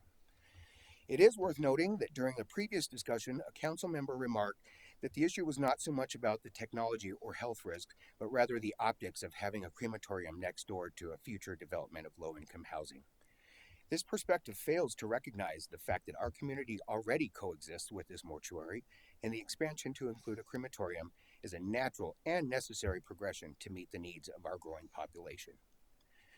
In conclusion, I urge this board to consider and reconsider any objections based on aesthetics or optics and approve this expansion for a Better Place mortuary to include a crematorium. This facility has proven its dedication to our community for over a decade, and the crematorium will enhance their ability to serve Adams County with the same level and care that we have come to expect. I thank you for your consideration. I also see that I have 35 seconds left, so I want to address a couple of things I heard. I heard a commissioner ask about studies being performed by the industry. Well, this isn't the tobacco industry funding their own studies. This is an afterlife care. This is something that absolutely must exist. It's an integral part of every community. So finding studies that aren't done by the industry is probably a little bit tough, and there really has been no bias shown by the industry as to prompt other research. And that's my time. Thank you.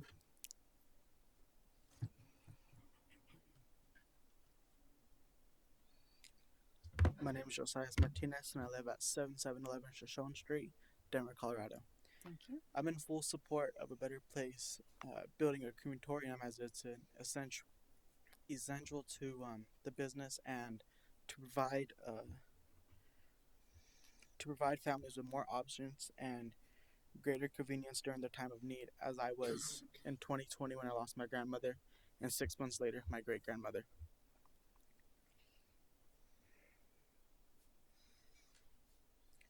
The new facility will ensure that the community has access to modern and respect cremation services, which can be comforting chance by many. By expanding their services, A Better Place Funeral Cremation is demonstrating their commitment to meeting the diverse need of community with compassion and professionalism. And that's my time. Thank you so much.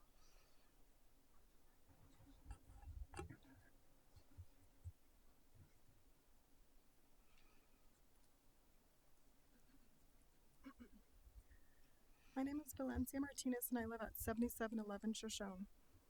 I have unfortunately been a repeated customer.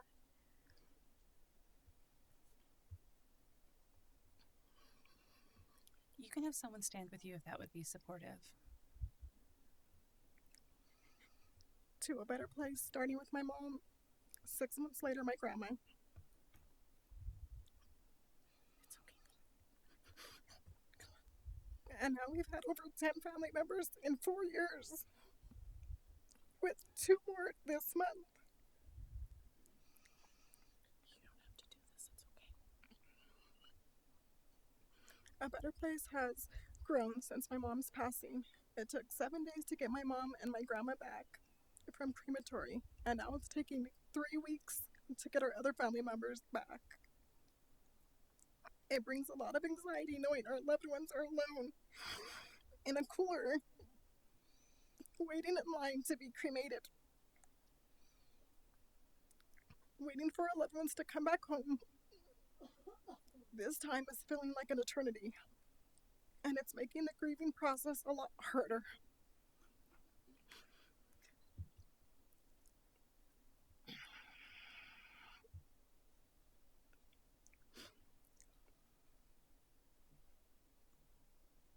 Having a compassionate crematory like A Better Place is so important for our families to know that our loved ones are close and are in caring hands.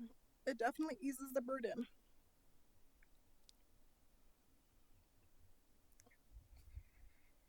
It means the world to our family knowing that this part of our journey was being handled with dignity and respect.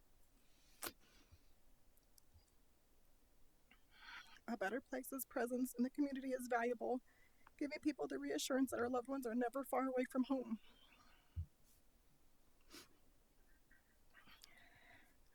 Our family has also been very moved knowing that A Better Place helps in the community with other business outside of the mortuary. They've had a school supplies drive. They help during Christmas time for families in the Welby community. They paid off school lunches.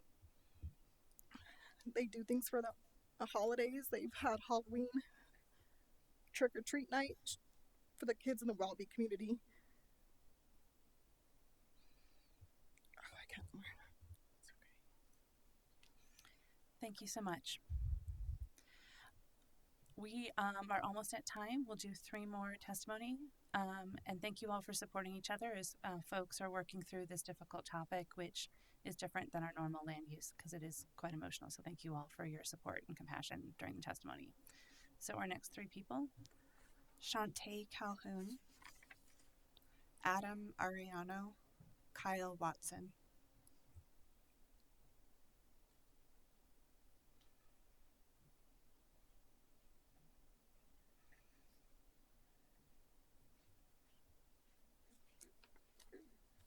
Hello, I'm Shantae Calhoun, 744 South 11th Avenue, Brighton, Colorado. I have heard that this is not a part of the Welby plan, but the harsh reality is it is. It's already an established business that is currently operating as a funeral home, and this is an ask of adding an additional service to benefit the community and families that utilize the funeral home. Myself included have had to utilize a Better Place funeral home for friends and family, and although the staff was more than amazing and went above and beyond, one of the hardest parts was waiting for my loved one to go in for cremation and then be brought home for their final resting place.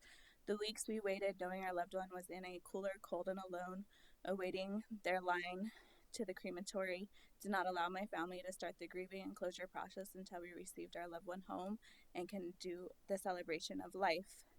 Sorry, I lost my place. Adding this service will allow families like myself to know that the staff will be the one caring for our loved one from start to finish, that they will not be transported to another location at any point, and that they would be returned to us in a timely manner. With death being one of the hardest times for families, the wait alone makes this process that much harder. Many families cannot continue with day-to-day life until the remains of their loved one are returned to them, whether that is to be sent to a final resting place or just in their possession in their home. I hope that you review this and understand that the business is still a funeral home there. This is just a simple ask to add an additional service to benefit families. Thank you.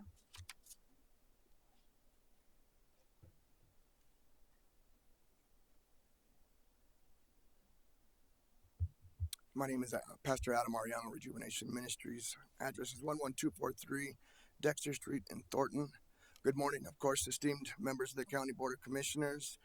I am here today to encourage you to vote in favor of the proposed installation of the crematory proposed by ABP.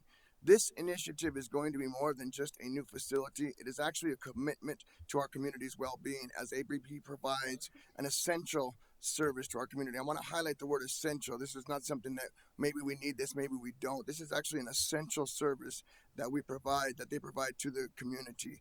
ABP has consistently demonstrated in its dedication to our community through various outreach programs, teaming up with our church as well as other churches, doing school supply drives and other charitable activities. The reason I bring that up is to show you that this is not just a business. This is something she really looks forward to helping the community out with. And of course, I think that is very reflective even in the pricing.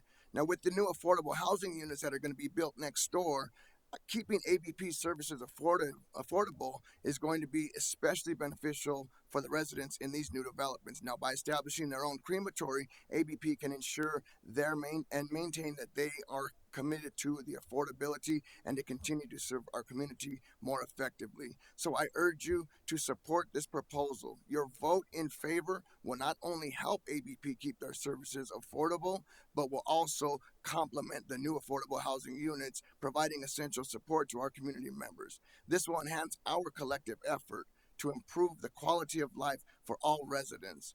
Thank you for considering this important matter. I am confident that your support will make a meaningful difference in our community, aligning with our shared values and goals. And with that being said, I have a couple of seconds left here. I want to also express that as a pastor, I get hit up by several different funeral homes, owners, and management asking, hey, if you ever need somebody, there's literally only one place I will send the people that come to me grieving, because I know, one, it's going to be affordable. And two, I know they're going to be treated with the utmost respect and care. It is not a corporately owned company. It is privately owned. And with that being said, I can tell you firsthand, she cares more about the people than I think a lot of these other companies. It's more of just a dollar value. For this, with Jennifer and ABP, it is more of I want to keep my prices down so that people can afford to take care of their loved ones as they have gone on to be without us and to be in paradise with God. So I encourage you to please vote on this, to let this go through. And looking at the building, that's the first time I saw it. That looks like it's going to be an amazing building. I'm kind of excited to see that go up. Thank you for your time.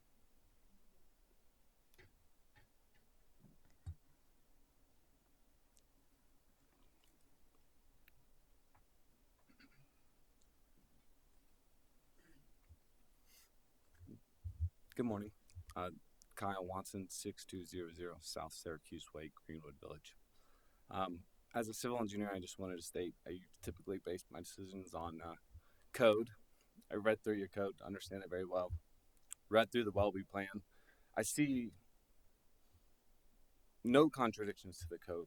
Honestly, I'm not really sure what the discussions have been so far, but just wanted to say I think it's pretty clear they meet the Welby plan. They meet your Adams County code. They meet your drainage criteria. I'm in full support, and I can't see why the opposition thinks it doesn't flow with the neighborhood, flow with the community, flow with the existing buildings out there, and I appreciate your time. Thank you. All right, thank you. We'll go ahead and take team 5-minute break, 10-minute break. 5-minute break, and we will return, let's call that 11:30.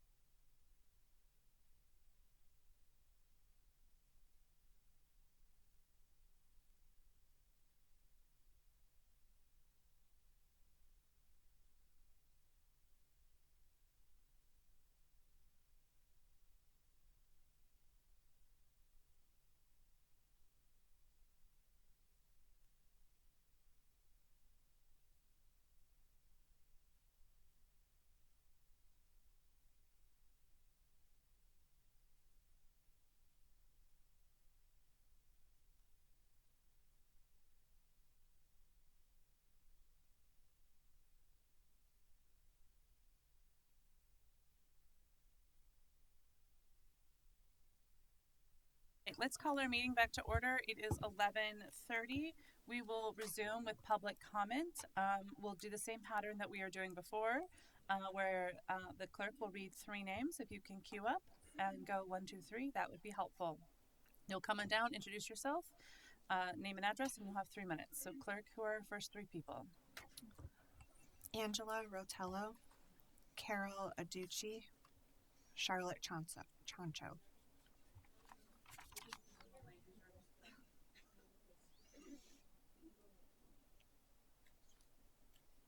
And again, if you have any mobility needs and you prefer a handheld, you can just raise your hand and we will get you one of those as well. Good morning, and thank you for listening to us all. My name is Angela Rotello. I live at 1841 East 75th Avenue, Denver, Colorado 80229. I live in the Welby area within that 3,800 feet that they showed that nobody lives in. So I do live there. What I'm asking for the Board of Commissioners is to consider not only our Welby plan, but to learn from some of our other municipalities in the metro area, Denver, Commerce City, in the Globeville area, Swansea area, where we're putting in heavy industrial addition with this crematorium. And even though they can show us all of their emission things, there aren't any long-term studies about living close to a crematorium. So we're not there yet to know what the long-term effects of something like this in our neighborhood is. And we are looking to put in some mixed uses with some affordable housing and other types of homes in our neighborhood.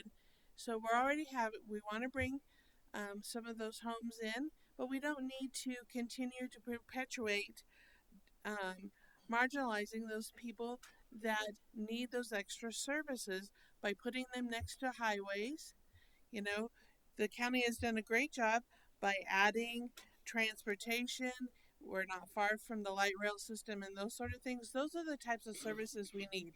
Our neighborhood is a food desert. There's very few restaurants. There's no grocery stores. And those are the types of industrial businesses we need.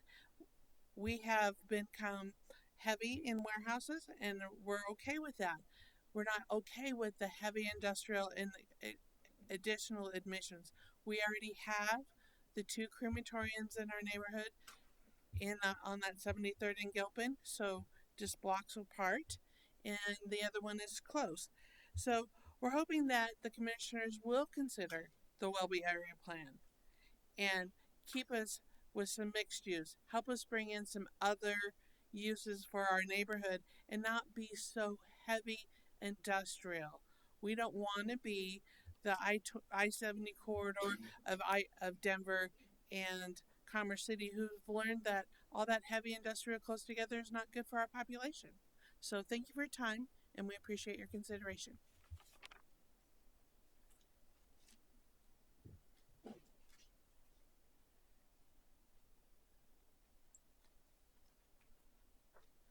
Good morning. I am Carol Aducci. I have property at 7480 North Washington, which is a stone's throw from A Better Place. I live at 581 East 76th Avenue, again, which is very close. I would like to reiterate the fact that nobody ever contacted us. There's 14 houses on 76th Avenue, none of which were invited to a community meeting before all this. We sent in a petition when this all started from 76th Avenue. I hope they're still retained in your records.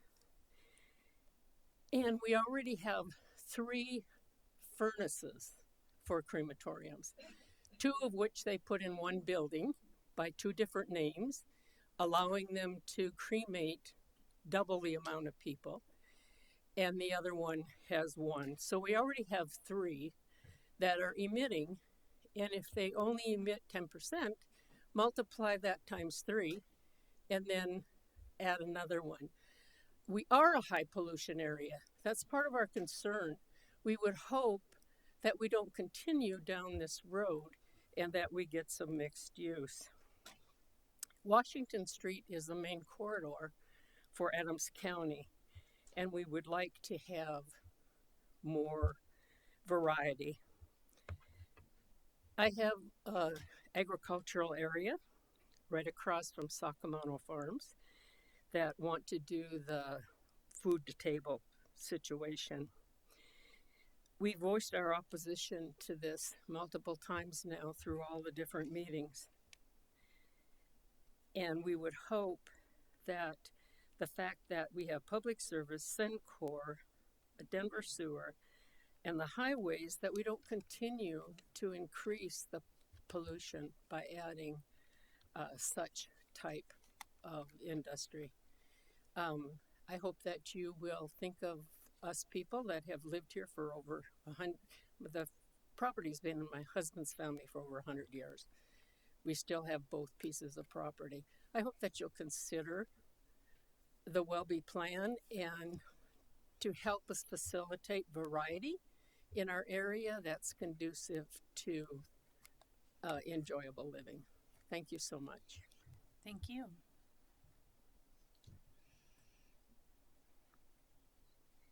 Good morning. I'm Charlotte Chanjo, 8129 Tamarack Court in Thornton, Colorado. But I was proudly born and raised in the Welby community, and I've worked in Adams County throughout my entire career.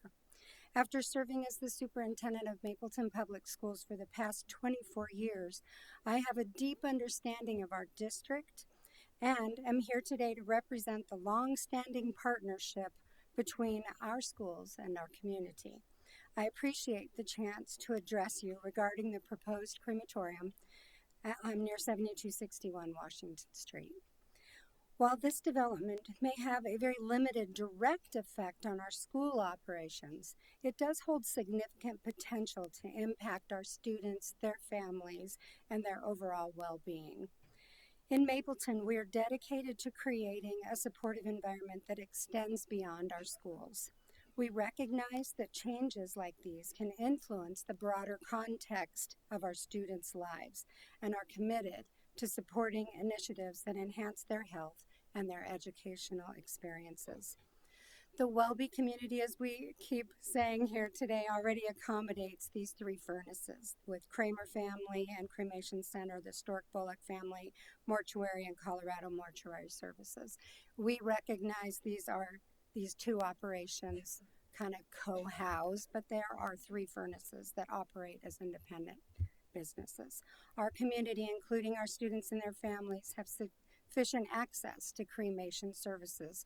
What they lack are other essential amenities that would significantly enhance the quality of their lives. Over the years, our community has undergone significant changes, and many of which resulted from the strong partnership that we have with the county to address these needs and the interests of our residents. We hope to continue this collaborative approach, prioritizing the developments that truly enrich and benefit our community. While this proposed development may seem like a minor addition, the saturation of such business does not add value and does not align with our broader community needs. We respectfully urge you to consider these factors in your decision-making process today. Thank you so much. Thank you.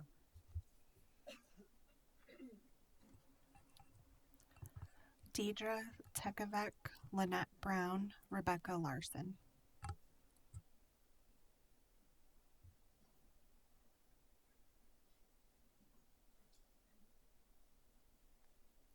Good morning. My name is Deidre Tekavec, 6461 South Dallas Court, Inglewood 80111. I'm a Colorado native, growing up in the Adams County area.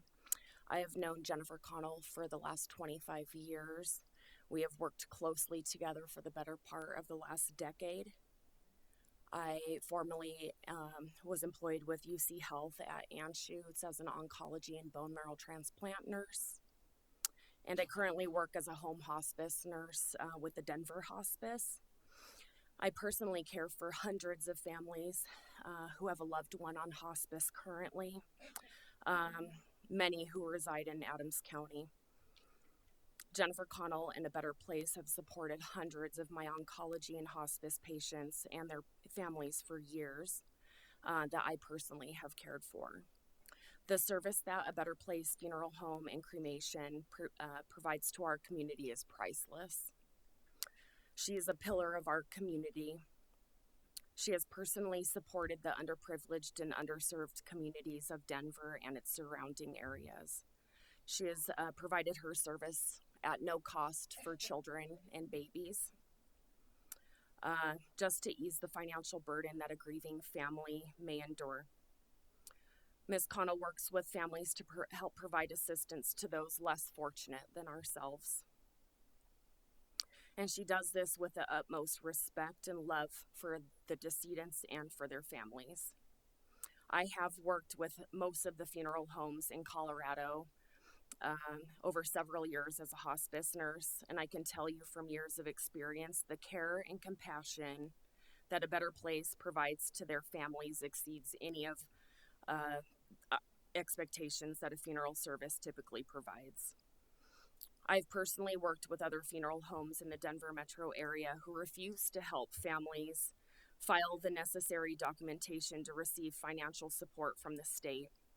Ms. Connell and A Better Place also devote their time organizing special events for children with St. Bernadette's Catholic Parish, collecting toys for Christmas, back to school supplies for children, all the way to collecting hygiene supplies and clothing for our unhoused population.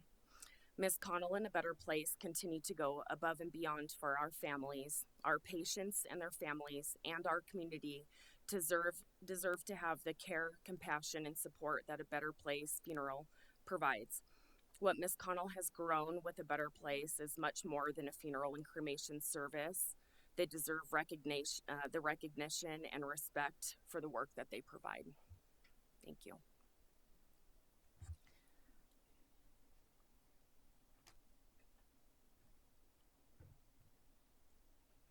Hi, my name is Rebecca Lawson, and I live at 7956 Ogden Court. Please forgive me for my nerves. I'm not super great at public speaking. I am here today because I am opposed to A Better Place Crematorium. My biggest reasons are in regard to mercury and fillings. I know it got brought up that that doesn't get used as often, but I was born in the early 90s and I can recall those being used on me, and the FDA currently still does approve them. So, and in regards to the industry, when it comes to, I know the articles you guys received coming from the industry itself, the industry in 2020 is a $20 billion industry, and by 2030 it's going to be $43 billion. So I do believe that there could possibly be bias in that regard. And there is currently, the EPA does not have anything in regards to crematoriums. I know in England they use a filtration system, and we don't currently have anything in place in regards to that. In general, thank you for your time. Thank you. And I don't recall the third name that you called. Lynette Brown. Okay, let's call the next three, and if Ms. Brown presents herself later, we can add her back in. It says Lynette Brown.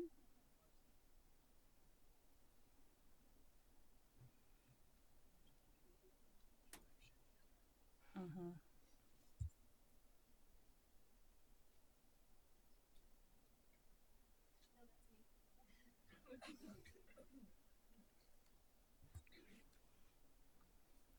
Handwriting is not a bar to public testimony, so come on down. Sorry about that. I have the worst handwriting. That's all right. I'm not sure anybody considered that. If you could introduce yourself. Okay, I'm sorry. And then address would be great. Okay, Lynette Brozovich, 12633 Irving Circle, Broomfield, Colorado 80020.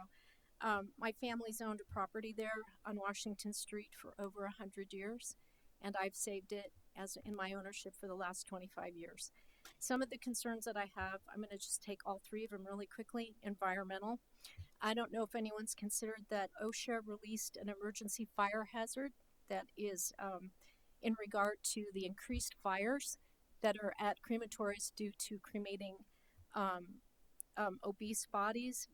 It's on an increase, and also just the lack of regulation to keep those crematories clean and taken care of and operating with good standards and with education and having the right people operating the equipment. We have very little standards in Colorado that require us to do that, and very little inspectors, even though we're getting new laws. So having a multifamily project with high density next to a crematory, and especially with the building they're proposing that is made solely of almost wood, I believe it's some type of modular building, that is very concerning to me. So I would consider that. Also, that we're intending at our site, and also, as Carol said, to be doing something multifamily, commercial oriented. So having a crematory right next to that is concerning to me. The planning department and the planning commission denied referral to approve this, mainly because it wasn't in harmony with the neighborhood. I don't believe it is as well. Even though the attorney said herself, there is a smokestack that does, you are going to see at times. We're going to see that from the highway. We're going to see it in the community. I believe it creates a stigma. It's also concerning for things next to children. I think we've talked about all this stuff before, so I want to get on to my development plan. We've already spent over $200,000 in upgrading water, upgrading our irrigation, and we've created a 2.5 acre garden, which I sent a video to planning for you guys to see. We have over 60 fruit trees. We have planted probably about $10,000 worth of seed, and I have 3 sponsors for this project. And I've talked to Peter Lafari extensive about creating programs for our schools and for underprivileged kids to come and learn about plants, about gardening, to be able to do art and music at our project outside and also indoors during the winter in the actual development space. And we are proposing to have commercial, multifamily, and event space with farmers market. Kristen Sullivan and I, who's the former economic director of Adams County here, is working on that plan with me. We've already started on it, and we've invested probably about $400,000 in finishing the road project. Thank you. You're at time. Thanks. Sherry Lawson, John Barretto, Laura Molina.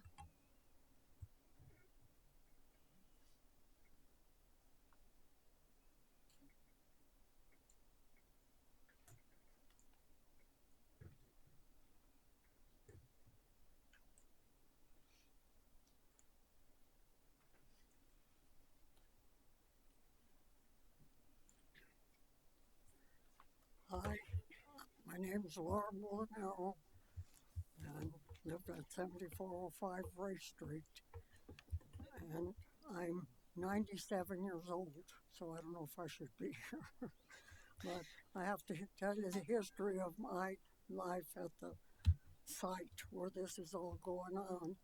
I was born and raised right down the street, and then I went to Washington School, was just up the ways a little bit, and after 8 years of school, I worked with my family farm across the site until I was ready to get married, and I married my neighbor, so I didn't go much further than that. We continued to farm in the area, and I raised 4 children, and 3 of them and their families still live right next to me, thank God. And so I just want to say a little bit about the area that they say there's nothing going on there anymore, and there's no homes, and that's not true. There's a lot of homes. Drive down my street. It's full of homes yet, and we are connected with Thornton. That a lot of that is moving down in there too. So there's still a lot going on over there. I like that we got a restaurant up the street with a deli and a bar, and they're doing a thriving business yet.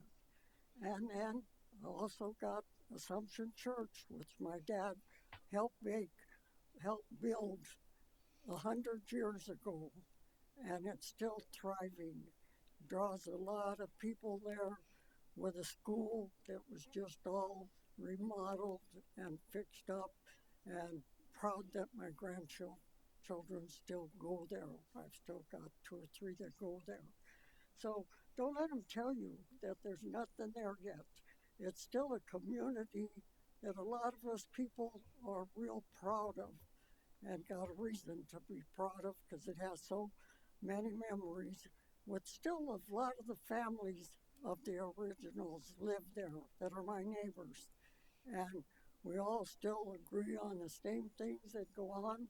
We're going to have a big bazaar going on, which is well known all over. Welby is very well known. And I can't see where they can see that putting things in here that'll lower the thoughts of Welby, that it would be better. Adams County has a big place. I've lived here all my life. I know Adams County. And they have a lot of room and places to put this kind of stuff. So I don't know why they would want it to harm the people that have lived there all their lives, have all these memories of these places. Ma'am, you're at time. It just doesn't make sense at all. I love Adams County, and because I've been here, and my parents have been here. Thank you, Ms. Frank. Frank. Quit talking. Well, anyway, there's got to be better places to put stuff like this. Thanks for listening. Thank you, ma'am.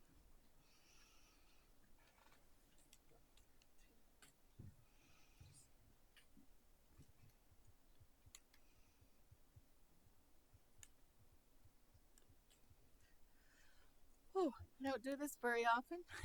My name is Sherry Lawson. I live at 7956 Ogden Court, Denver, Colorado. I am a part of the Welby neighborhood, which nobody canvassed our area to let us know about this. Maybe they weren't informed about it, but we are part of the Welby neighborhood community, and I would appreciate whomever being included in the future. And I am against it. I'm not against crematoriums. I'm against where they want to build it. There is 2 that I know of on 73rd and Gilpin. That is enough for that area. We need to build other types of businesses in the community and make improvements.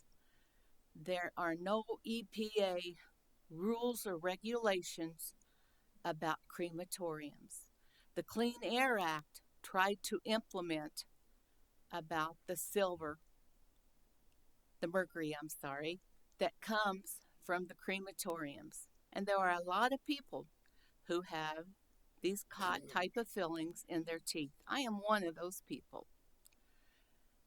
I'm concerned for my future generations and future grandchildren that the pollutants coming from the smokestacks are not good.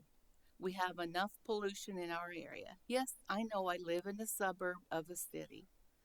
There's nothing I can do about what's going on now, but do we have to really add to it? Thank you.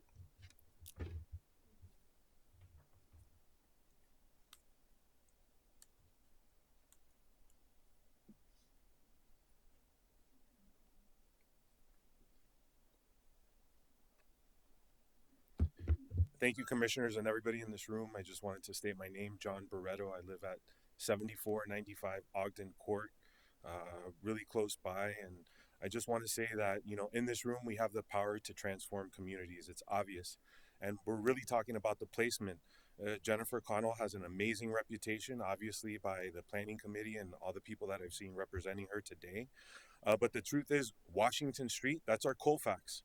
That's our Sheridan, that's our Alameda. That little sliver is our part of the town where this Welby redevelopment is designated.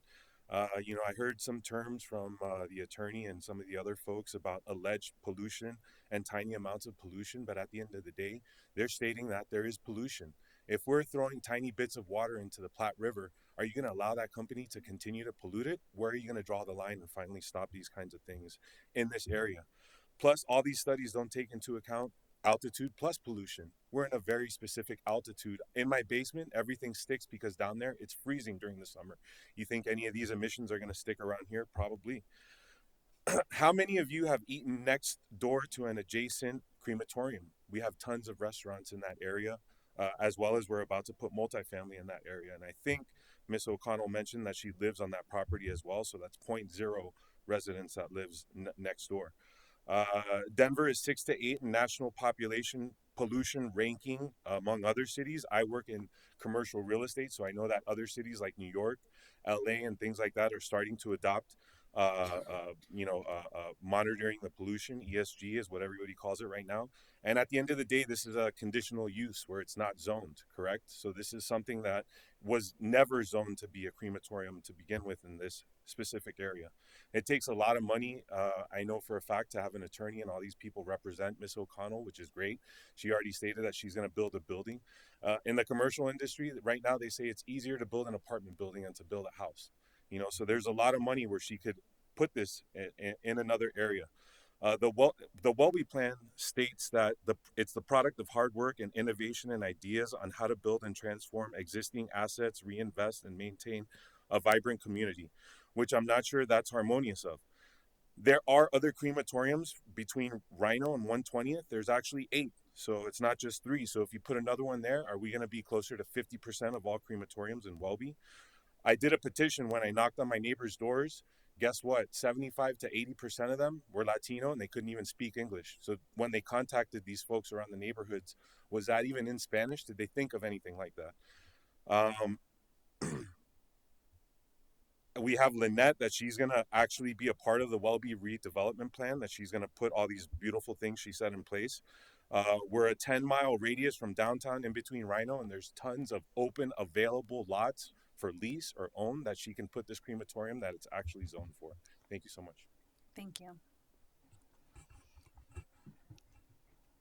Phyllis Birdie, George Mazzotti, Vic Frank.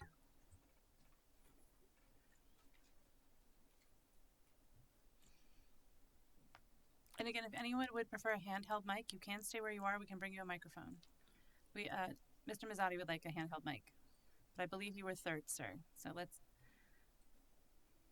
go in order as best we can.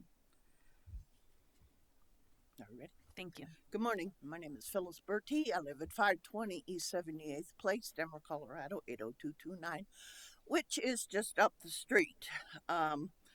First off, I want to start out with, I was highly offended by the insinuation that was given that Adams County is a bunch of indigent individuals who needs her assistance or her company. I am opposed to the crematory. At the Planning Commission, we were informed of the owner of A Better Place's character. Well, as a funeral director, her character traits are typical of all funeral directors I've dealt with in my life. So I don't think her character has anything to do with this. Another thing I was informed of as I came in this morning was that there had been a segment on Fox News that this particular place, I believe, A Better Place, was on Fox News because they cremated the wrong person. I can't substantiate that, however, I'm sure it is able to be substantiated. What is in question is her expansion to a crematory. Her mortuary, I'm fine with. I'm fine with cremation, but not where it's going to be, where she wants to put it. First, there are no state or federal regulations regulating the emissions from the stacks of crematories. I worked for Xcel Energy for 30 years, and Xcel Energy owns several power plants. They have tried to meet the standards set for them by state and federal regulations. So no, and it's interesting because no amount of filters, HEPA or otherwise, will completely eliminate the emissions.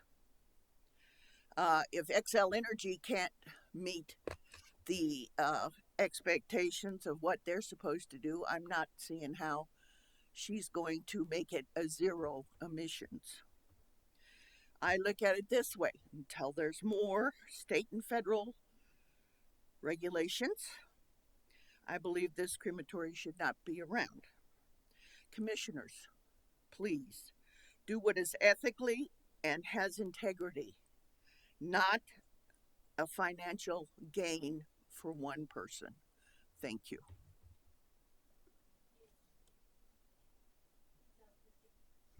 Let's start with Mr. Frank or Mr. Mazzati. You've got your mic turned on. We'll start with got Mr. my mic turned Mazzati. on. He'll be Thank you. speaking from the audience.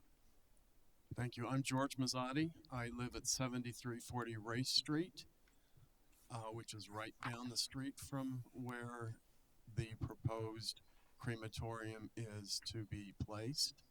I am opposed to this. I did not receive any of the information which has been spoken about or hear about any of the public meetings. So that indicates that I was not highly concerned about having something in my area. I have been at 7340 Race Street all my life. My family has been there over 100 years. I have 18 letters that I would like to put into the public record from people that live in the area, because I hear that we don't live there, that no one lives in the area. There's only 3 homes. So I hope that you can do that. I'm highly opposed to having something like this put in my area. Thank you. Thank you. And the staff will help you connect with the attorney who's going to distribute those items to the board. Mr. Frank. Victor Frank, 7401 Race Street, 77 years in Adams County. This is a finding of fact. When burning humans, there are toxic emissions associated with the process, particularly when following contaminants are an issue. Mercury amalgam dental fillings which haven't been removed. A note of fact, baby boomers are the population segment with the greatest number of mercury-containing amalgam fillings, which is us. Organ halogens and other toxic accumulations through diet and exposure, any plutonium pacemakers that haven't been removed, silicone implants which can contain PVC, methylene chloride, and toxic chemicals, other metal or plastic implants in humans, radioactive, toxic, and trace chemicals.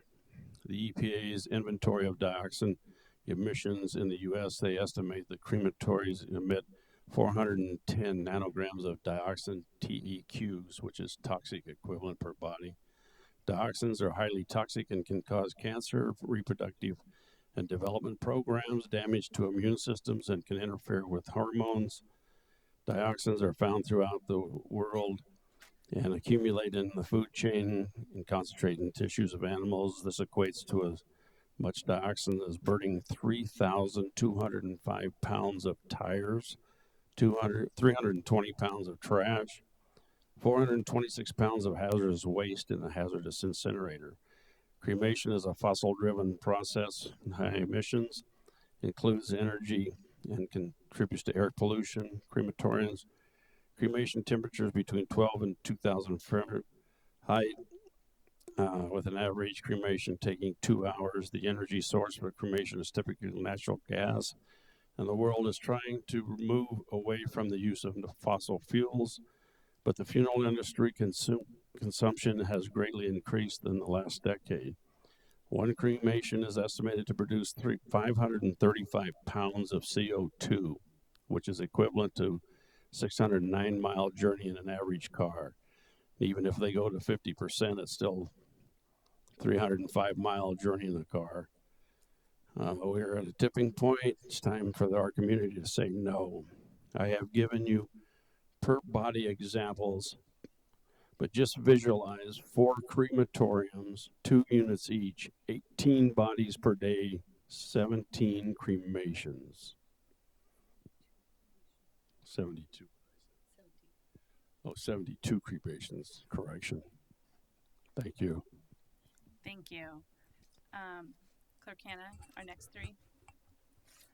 Norma Frank, Jackie Phillips, Jordan Overlook. I'm not sure the last name. Okay. Ms. Frank, come on down. We'll start with you. Name and address, please. Norma Frank, 7401 Race Street, Welby, Colorado. Born and raised in Welby, and still proud to be here. This morning I wanted to, or really it's afternoon now, talk about 10 years ago. I and almost 1,000 Welby residents, people from Welby community, started on a journey looking at Welby's history, past, looking at the present, and Welby's future. The group represented residents, property owners, and business owners. Emotions were high, but after many weeks, hours, days of community meetings, focus groups, and listening to resource reports, the passionate group came together with compromise and created what's known as the Welby Where Deep Roots Grow. And I keep mine on my shelf because I spent those 1,000 hours putting it together. Let's say it wasn't fun. It wasn't easy, but it was powerful. When that many people come together at the end and have a pretty common vision, it was really cool. And what was cool today is I heard the Welby Plan mentioned I don't know how many times. And I thought, wow, that's really cool. A lot of people have read it, so I'm excited about that. People wanted to make Welby a great place to live and work and come to visit. We wanted to create that word vibrant community to attract people to come and live here and work here. And in the end, it was really successful. Right now, there is a beautiful community out there. I have 95 signatures in opposition of the crematorium, and I was told that there was never a question of not wanting a crematorium. They didn't feel like it fit in with what their vision of the future is. So I can give these to I don't know who. I will when I'm walking out. The concept of adding a crematorium in our area just doesn't fit the thousands of people who were trying to create this vibrant plan. So Welby does encourage that residential along Washington, York Street, East 78th, the transit districts. That was part of the compromise, and we're actually seeing movement, and we're excited about it. We're excited to see the plan come to fruition. It was hard work. We appreciate being able to come here and talk to you about it, but we don't want another crematorium in our area. I also, when I'm leaving... I'm so sorry. It's pointed out to me that you're at time. So finish your sentence, please. I want to give this report to who? It's from the EPA on mercury. The county attorney will grab that from you. Thank you. And then you guys will get to see this? Yes, ma'am. Great.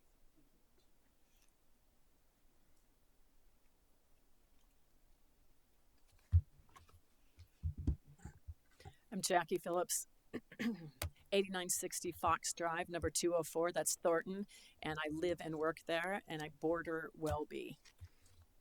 First, I would like to submit from Ian Tafoya from Green Latinos, Colorado, a message. It was sent to you this morning, but I don't know if you received it. And so if I could just submit that. And it's a letter in opposition. I'm also speaking in opposition. I only have 3 minutes, so I'm going to have to go super fast. First of all, my interest is after serving for many years on Thornton City Council and seeing what happened to our neighborhood when poor decisions were made, and how a neighborhood that is lower income and higher crime with poor decisions can turn into something that is not beneficial to the community. We also had something similar to the Welby plan called the STAR plan. It sat on a shelf. So some quick, I think I'm an attorney, the legal arguments here. The Welby plan is not being followed. It asks to create a greener and healthier environment. The only argument I hear here about the environment is, yeah, it's going to pollute, but hey, it's not that bad. I don't think that's a viable argument. It also supports diverse markets. The problem is you have multiple crematoriums in one neighborhood, and that is the question on the table today. Do you want multiple crematoriums in your neighborhood? I do not. I want to do a huge shout out to Jennifer and to the funeral home. My mom's a funeral director and a cremationist, if that's the right word. I grew up in that environment, and I'm super pro funeral homes. I love the work that she's doing. I want to partner with you. All these great things for the community. I think it's epic. What I don't like is multiple crematoriums in one neighborhood, and then you're bringing in an affordable housing project. And I want you to think about the emotional impact that multiple crematoriums have to children in a neighborhood. Last of all, I talked to the expert that I know, which is my mom. And so this isn't Colorado. She's on the south side of Chicago. First of all, just like somebody else mentioned, I can tell you we had epic Halloween parties at the funeral home where my mom worked. But when I asked her about the crematorium, what was that like and is it safe? She said, no matter how safe they are and burned smokeless, that does not always happen. Occasionally, black smoke would just pour out. I'm not sure about if the black smoke was safe. She's 85 years old. I'm not sure if the black smoke was safe, but occasionally there would be ashes in the air, and it really was not good when the houses behind us at the funeral home hung their clothes out on the line. And so this is just hearsay. I know we're not in court, but I think it's important to talk to people and understand people that have experience with it. And again, I only have 8 seconds left, but I just want to close by urging you to not support multiple crematoriums in one neighborhood. Thank you. Thank you.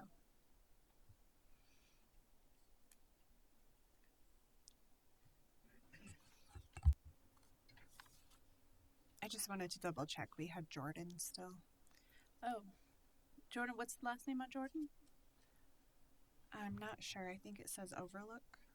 Okay, well, if Jordan can present themselves later, unless that's Jordan and no? Okay, Jordan can present themselves later if they are still here. Let's move to the next 3 names.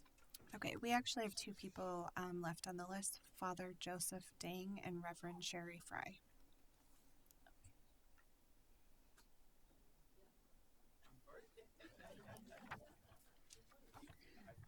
Come on down, Father. Introduce yourself, name and address. Sure. My name is Father Joseph Dang. I actually live in Denver County, 16045 East Warner Drive by the airport. But I wear 4 different hats. I'm a Catholic priest, a community liaison for the Vietnamese American community in Colorado. We have about 40,000 Vietnamese people living in the state of Colorado. I also representing for the Denver Police Department as a chaplain. I am also a community liaison for Denver Health. So with that 4 different hats, I helped a lot of community individuals. In the past few years, I have been picking up quite a few Vietnamese bodies that have no family member. The picking up a body is easy. The process is really difficult. And then on top of that is have to come up with the money. And like last month, I have to come to Jennifer and ask her to bend backward to help me to give a proper funeral for a gentleman, 39 years old. He died out of heart attack, no family member. She bent backward and she helped me to pick up that body and gave them a proper funeral. One of the things that I've heard a lot in the communities is that fear of the omissions coming out. I kind of chuckle on this because it reminds me of Vatican when we elect a pope, we burn the vote, and when they come black or come in white. So I need to tell them like, hey man, you put out omissions, so you need to stop burning the ballots also. If you're driving a car, you're putting out omissions. I'm so glad that in Vietnam we always do bicycle instead of do cars, but we still polluted. I think it really comes down to is compassion. What would we do? One of our family member, if they died, can we afford to have this cremations, funeral services. I think it really come down to that. So I asking the commissions to support Jennifer because what she's doing is a good thing for the community, and I do believe in technology. With what the industry they said, we live in 2024. I think the technology will eliminate all of that. Thank you.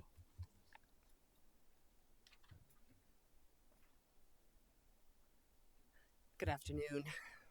My name is Reverend Sherry Fry, and I'm the pastor at Good Shepherd Presbyterian Church in North Glen, Colorado at 10785 Melody Drive. I'm here to express my strong support for a better place in cremation services. We consider her business to be an essential service within our community.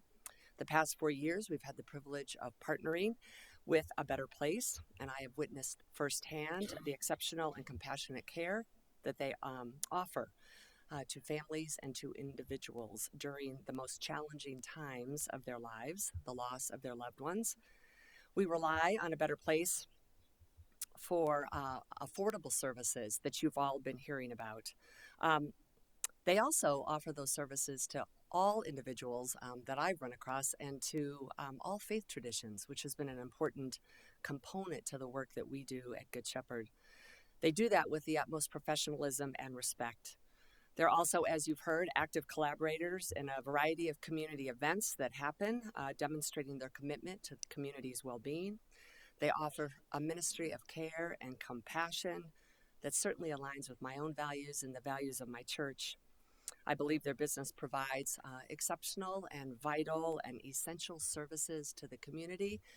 And a few people have made mention that character doesn't matter, but I think character does matter. And Jennifer has the right character to make this business run in the capacity that has been presented today, as well as her colleagues.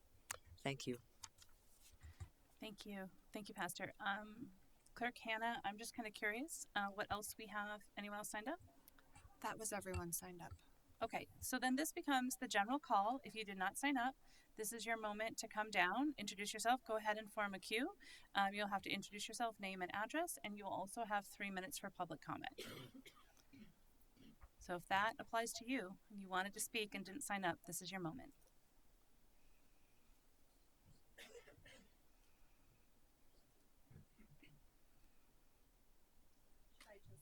Yeah, just come on up, introduce yourself, name and address, and you'll have 3 minutes. Good afternoon. My name is Araceli Olvera, and I'm at 443 78th Drive. And I highly oppose, and I actually live down the street from A Better Place. I don't have a statement. I would just like to point out a few things from listening to all of this. I don't mean to be rude, but I want to be completely honest. How were residents notified? They mentioned Jennifer went around from door to door. I went around in my neighborhood on 78th and Washington, and nobody knew about this. The neighborhood does not want the value of their homes to depreciate, first of all. People saying there is no pollution clearly work in this industry. Of course, they're going to say that. We just need a variety of businesses and not just high pollution businesses. I find it difficult that people that do not live in the neighborhood are here voicing opinions and in support. How can this be valid? They don't live here. This will not affect them. We have enough traffic emissions in the refinery, Suncor. Why does everything need to be in our neighborhood? It's not good for our population and our children. According to a report by the CDC's National Center for Health Statistics, about 91% of adults in the U.S. have at least one dental filling. What about prosthetics, implants, pacemakers, etc., etc.? Lastly, it seems to me that they're more concerned about the deceased than the living. I understand this should be an option to people, but we do not need another crematorium in our Welby area. I hope you put yourself in our place and make a conscious decision. We're concerned about our future. Thank you.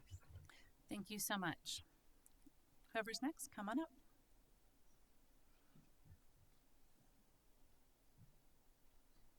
Hello and good afternoon. My name is Donna Washington, and while I do not reside in Adams County, I live at 5720 South Cicely Street, Aurora, Colorado. I do work for Jennifer, and I just want to make this with the utmost sincerity. We care so deeply for our families, and just taking a stance from their point of view, being able to get your family member back in a timely manner is so incredibly important. I couldn't imagine if I was in a situation where if I lost my mother or my father and I had to sit there and wait for 3 weeks knowing that I'd already paid, but I still cannot get my family member back because of the volume of people that we have to take care of, and we're not able to get these people back to their family as fast as possible. All of this comes down to is taking care of people when they desperately need it. All people want is to be cared for and heard, and just having people who genuinely want to give them the best experience possible and make the hardest part of their life as easy for them is just extremely important. I know I don't live in the neighborhood, but I am an intern under Jen, and I know that she cares for every single person that comes through that door and will treat them as family, no matter their situation, their financials, their race, their gender, no matter what. We treat people as if they're our own family, and we're taking care of them in that regard. Thank you for your time. All right, whoever is next, please come on up. I think we're getting the hang of it, so name and address. Thank you. Hi, my name is Ann Gunderson. I live about 3 minutes away from a better place. I have toured some of the crematories that Ms. Connell uses. I have never smelled anything or seen anything. I see more from the fires that we have, the particles in the air, the cars that drive throw up the particles in the air. I really don't think that this is going to be a bad thing for the area. And at the end of the day, at some point, we're all going to need to use some funeral home services. It's not a question of Jennifer being, what am I trying to say? Being compassionate. It's what she does. She brings it into reality. Whether you can afford it or not, she finds a way to help you. And I really think that you guys should consider this a better place to be in the area. Thank you. Thank you.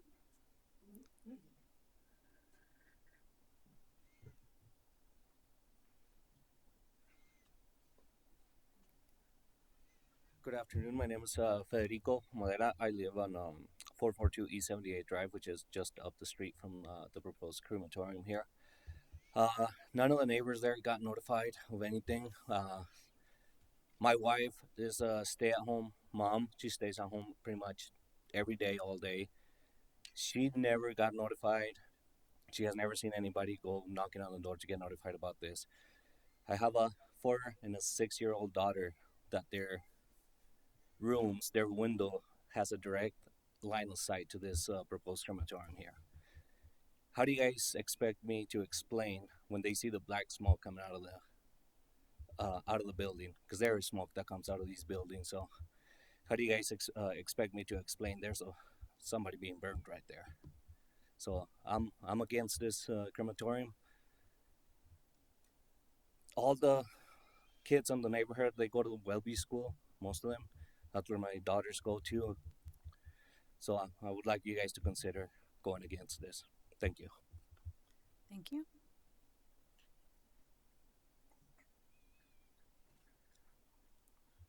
My name is Pastor Tyler Coburn. I pastor Prince of Peace Temple in Aurora, Colorado, 1590 Elmira Street. That's 80010. And although I do not live in the Welby community, I have worked in the Welby community. I have worked for Jennifer. I am also a funeral director. I've been in this industry for over 15 years, worked with numerous firms. I used to transport, and so I spent a lot of time in the 2 crematories that were mentioned in other arguments. And even though I'm not in the Welby community, I live in the Park Hill area. And when I walk out of my front door to the end of my block, there are not 1, not 2, but 3 mortuaries with crematories at the end of my block and an animal crematory. And I have never had any strange health side effects due to that. They are all high volume. Archdiocese has one, Harris and Taylor, and then the pet crematory. I grow food in my backyard, and it has turned out just fine. I raise a family on that same block. I have children ages 4, 12, 3, and 1. My grandparents lived on that corner for over 60 years. And no one came and knocked on the door, but we've never had any issues with it either. It's not something where I've seen black smoke, noticed obnoxious odors, or anything of the matter. And I think my biggest concern is the fact that it's something that's affordable. And being in the industry, if you look at the amount of waste and pollution that's generated in a traditional burial, comparable to a cremation, it's different. We don't have to introduce formaldehyde, a chemical, a known carcinogen, into the ground that could potentially contaminate our groundwater. That's a whole lot harder to clean up than emissions that can be controlled and monitored. There's no way to monitor what's coming out of these cemeteries into the ground. We don't even have to utilize these chemicals, as most of the cases are direct cremations. So it's something that I would like for you guys to take into consideration when making your decision, because a family waiting 3 or 4 weeks while they're trying to adjust to their new normal for their loved one to come back is not only inconvenient, I think it's a lack of compassion. And I also believe that at a certain point it starts to pose a health and sanitation concern.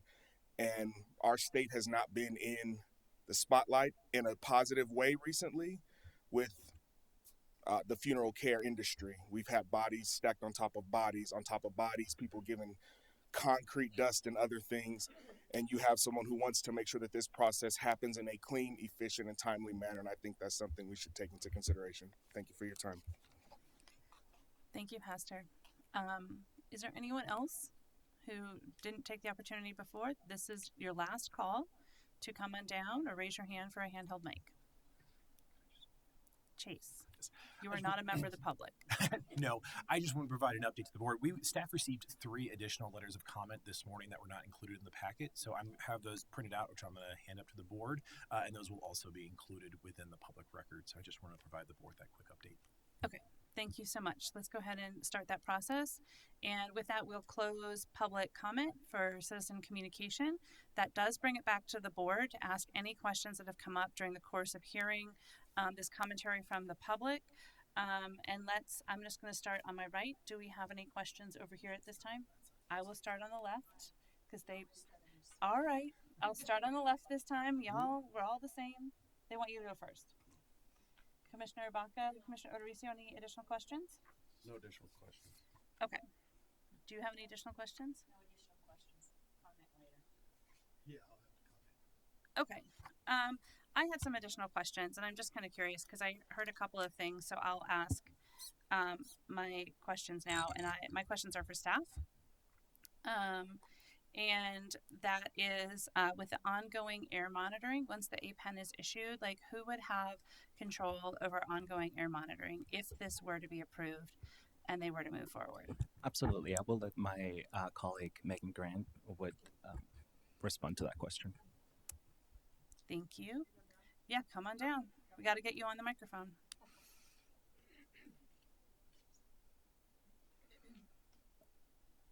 My first time. Good morning, Welcome. Commissioners, or afternoon at this point. My name is Megan Grant. I am your Built Environment Impact Specialist with Environmental Programs and Community Economic Development. As far as your question goes, that many applicants at this point wait to obtain their air permits until after the development process has been approved. So they will be subject to all Air Quality Control Commission requirements. And the air permits that they would receive would be monitored by CDPHE, the Air Pollution Control Division. Additionally, as their expert pointed out, they do have monitoring with their company as well, but any of the levels or anything that they would be monitored for would be enforced by the Air Pollution Control Division. Thank you so much. Yep. Does that answer your question? That's where. Okay. Thank you so much. Yep, absolutely. If you have any other questions, I'm here. Yes, ma'am. Thank you.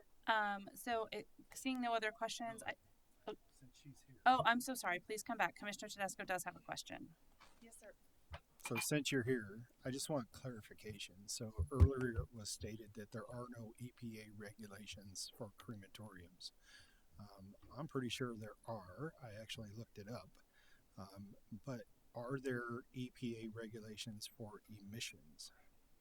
Typically, in terms of the EPA, it depends on the state level. If the EPA often gives requirements to the state to monitor in their stead, typically state levels are more stringent than EPA levels. So yes, the EPA would have additional crematorium and any sort of air pollution control. That would be the Air Quality Control Commission, the regulations, and then it's put onto the states.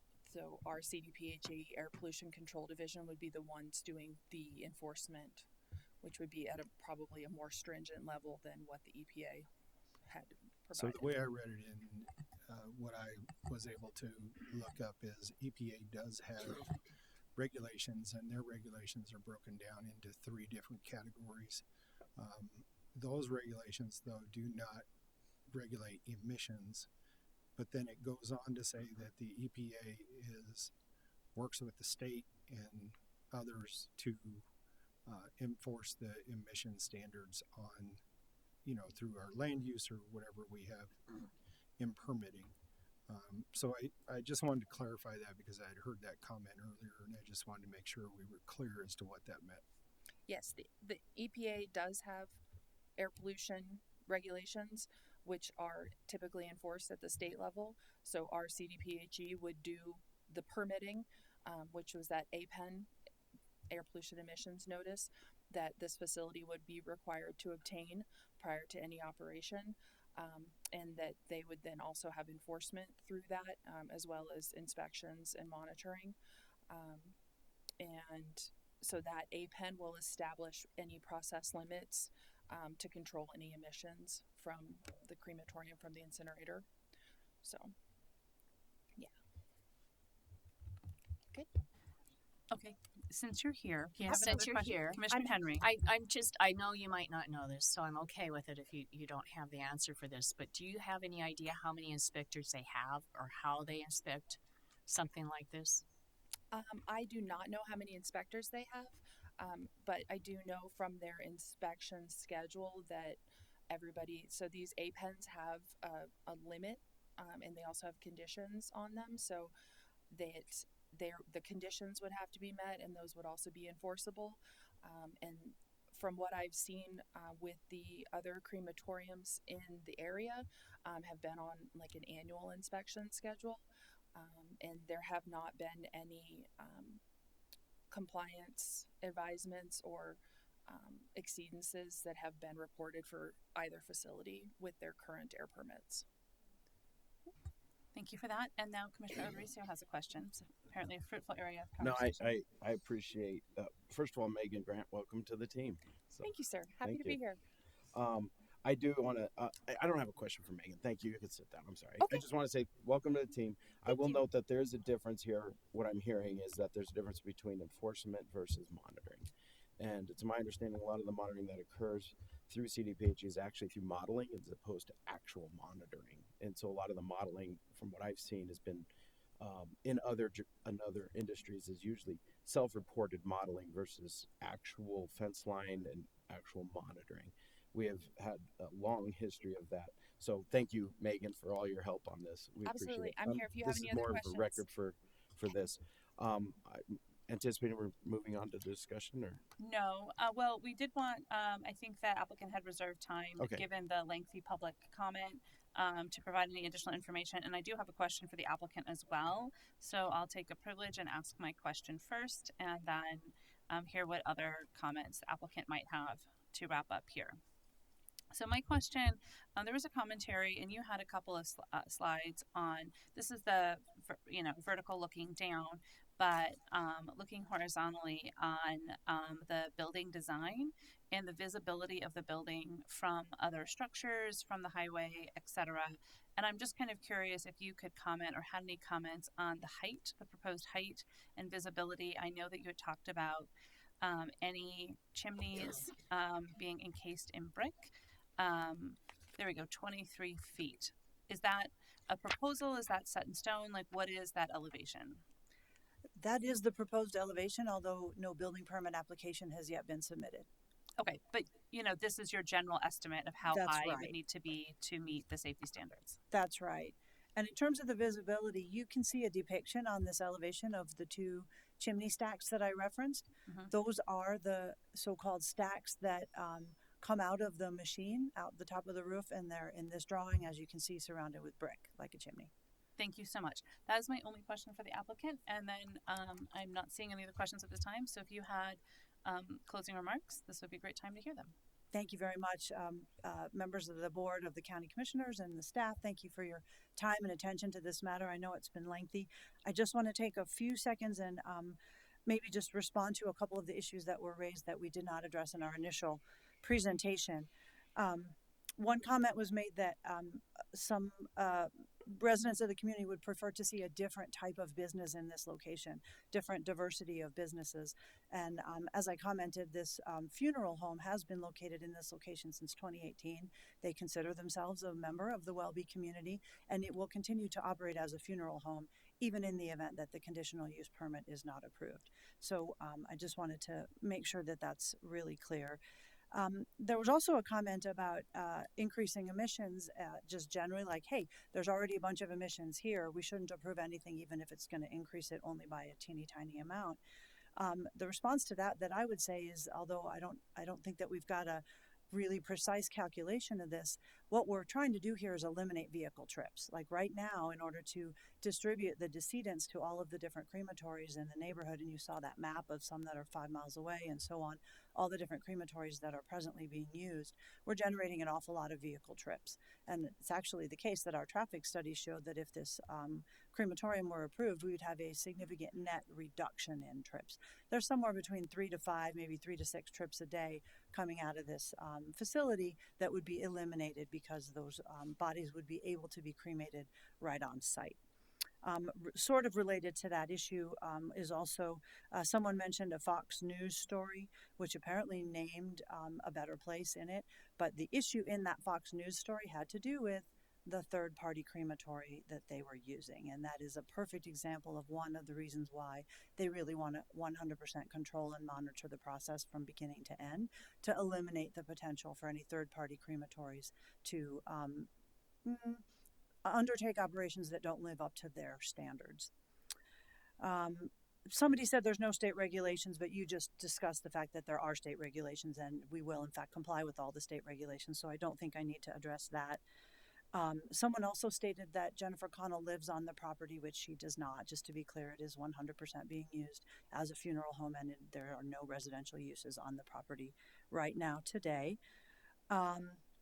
Someone also, I think, was critical of A Better Place because they were hiring some overpriced attorneys, and I would like you to know that we are representing A Better Place pro bono in this matter because of the important service that they provide to the community. I also want you to know that they remove pacemakers before cremation for some of the reasons that were mentioned here today. And then finally, there was a comment about black smoke, and I have Mr. Drew Hill here available to discuss that further if you want to ask additional questions. But according to Mr. Hill, if there is black smoke coming out of a crematorium, then there is operator error going on. There's a mistake. It's not being operated properly. And in the case of what we've got, what we're proposing to do here with the Matthews equipment, although I can't say that potential is ever completely eliminated, it is going to be very, very unlikely because of the live human and computer remote monitoring that they have going on. If for some reason the on-site operator did something that might create that, the system would shut down. And so this operator is going to be doing everything they possibly can to ensure that they are the most environmentally friendly, clean air operation that could possibly be undertaken. So I think that, oh wait, let me just see. Commissioner Odoricio, you also asked a question about monitoring versus enforcement. With APENS, you are required to report annually. You are required to do your own monitoring. You report that to the state. If there's a report that shows that there's an exceedance, then they come and conduct an inspection and they engage in enforcement. That's exactly the process, for example, that the county engages in with the permit for this building. In fact, one of your self-reporting reports was included in some of the materials that we submitted. So there is both ongoing independent self-monitoring as well as the annual inspections. So I think that covers everything that I wrote down. Of course, we are happy to answer questions if you want to delve more deeply into any of those issues. And again, thank you for your time and attention. And we ask for your approval of the conditional use permit for A Better Place Crematorium. Thank you so much. Let's just see if we have any questions based on the applicant's comments. I did have a few questions because you're mentioning a lot of things that appear to be best practices, but aren't necessarily included in the regulation. And I think that that's something that we often have conversations about where pollution is a factor, best practice versus what is required. And once something is approved, then it becomes something that attaches to the land as opposed to the best practice of the current operator. So with that respect, and I know this is a delicate subject because we are talking about care of community and care of individuals who have passed, but are there factors or best practices that are implemented to ensure the least amount of pollution is put into the area when a cremation happens, and what are those, and what is policy versus what is just habit of the facility? That's a really interesting question. I'm not sure I'm the most qualified person on our team to answer it, and I'd like to ask if I could have maybe both Drew and Jennifer join me at the podium to speak about that. But while they're coming up, I'll just mention that, of course, this is a conditional use permit, and if the commission is so inclined, you could approve the permit with conditions. So if there were some things that are best practices that we plan to engage in, that you want to ensure that we engage in, you could add a condition of approval. Okay. Do you want to talk about best practices versus regulations in Sure. terms of air quality? Sure. As far as best practices, first of all, every crematory operator has to go through a crematory operator certification program every 4 years before they can operate a machine. Part of that training includes best practices, a whole chapter on best practices and how to best operate the machine to keep the pollution concerns down to a minimum. So the training is an ongoing aspect of being a cremation operator. As far as the smoke is concerned and the pollution is concerned, as far as smoke being emitted from the stack, it could be operator error. And I hate to break it down to a real basic concept, but sometimes when you put a steak on the grill and you forget it's there, it burns too hot and smoke starts to come out. So what do? You remove the steak from the grill, or you take the fuel away from that situation, and the smoke goes away. We try to get to that situation before it gets too bad, which is part of our emission control program and part of our monitoring system with the Empire system. And I keep mentioning that secondary chamber, the chamber below the area where the cremation takes place. That secondary chamber operates between 1400 and 1800 degrees. We find the sweet spot for that temperature to be 1600 degrees. Emissions are reduced to lowest capacity at 1600 degrees. Sometimes at 1800 degrees, it doesn't have enough time to burn off and tumble through and get through all those, cleansing out all those particulates before those products and those gases go out of the stack. So you've got to be very careful that you have enough time dedicated to that secondary chamber to burn off all of those particulates before those gases are clean enough to go out the stack. Sometimes the operator lets it get away from them and it burns too fast. It doesn't spend enough time to clean it out properly, and that's where you start to see the smoke. But again, the opacity monitors will see that there's 10% or more opacity coming out of the stack, and the machine will turn off. The air will continue to blow it out until the smoke is gone, and 5 minutes later, after they've had evaluation with the Empire staff, they'll determine whether or not the machine is safe to operate again at the levels that they recommend and that the community expects as far as emissions are concerned. Great. Is there anything you want to add, Jennifer? Yes, the other thing is that all of our staff, we are in a unique situation that everybody that handles work at A Better Place is either on an internship in mortuary school or has a mortuary license. So when these kids that I refer to them as kids because they're much younger than us, but when they're finished graduating, they are already going to be certified to run this equipment. And then we will send and pay for them to have additional training because it's also about maintaining our equipment to make sure that it is being maintained in the best absolute ways so that it doesn't cause wear and tear on our machines. We spared no expense with the machines that we chose. We made sure that we picked things that we are going to be able to monitor 24 hours a day, whether we're on site or not. Chair Pinter, did that answer your question? It did, and I know that there's like remote monitoring from your facility in Florida, and there's remote monitoring available for the machine owner. But with regard to external monitoring outside the corporate structure, that relies on the APEN license, which is an annual review. Okay, thank you. Those are all of my questions. If there are no more questions, then we return to comments from the board and or a motion and a vote. Commissioner O'Dorisio. Okay, so I want to start with a disclosure that I actually live in this neighborhood, and there were members of my family that actually testified today. I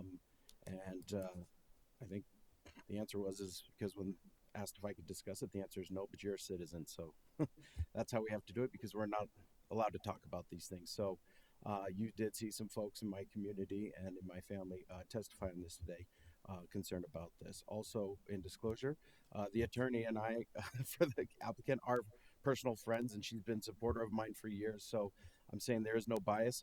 Most importantly, I'm going to also disclose that Jennifer in A Better Place, I was a customer. And I will 100% agree personally that she was absolutely amazing with the death of my mother and helping us through that very, very difficult time. She has true, authentic care and compassion. And I believe that her quality of service is next to none, and I do recommend folks to go to her. With that said, the discussion today isn't necessarily about how wonderful she is or about the other things. It's about whether we want to allow, through a conditional use, the expanded use to include a crematorium in the neighborhood. And we heard some of the criteria for approval or disapproval, and I don't believe it's harmonious and compatible based on fact or all offsite impacts can be addressed or were addressed. And I believe that it's not a deficiency on the part of the applicant. I believe that what we heard and some facts that go to those criteria that I heard is we heard testimony, we saw reports, we saw emails, and we saw photos. It's unclear exactly what is emitted. We heard one time there's no emissions, another time it's water vapor, and then another time we heard it's less than 1% mercury. Then we heard that there may be emissions that are there's triggers at 10% or more opacity, but it still means there are emissions. And there, and so the emissions, and I will then go to the Welby plan discussed very much today, is that there is a strategic goal in the Welby plan for environmental to seek and create greener and healthier environment. It also states in the Welby plan that the Welby plan encourages residential opportunities near primary transportation. It specifically outlines Washington. And while I won't say that this is all based on any proposed development of housing in the future, it would potentially discourage that, which means it could be not in line with the Welby plan, nor compatible or harmonious with the neighborhood of the future, but also the future of the neighborhood now. There are a lot of restaurants, there are a lot of people, there are more people that live near this place than I think a lot of folks recognize. And so with that, I want to say thank you to the applicant. We just very recently supported her other permit to continue operating her existing business. I want to support that 100%, and I will continue to tell people about how great her business is.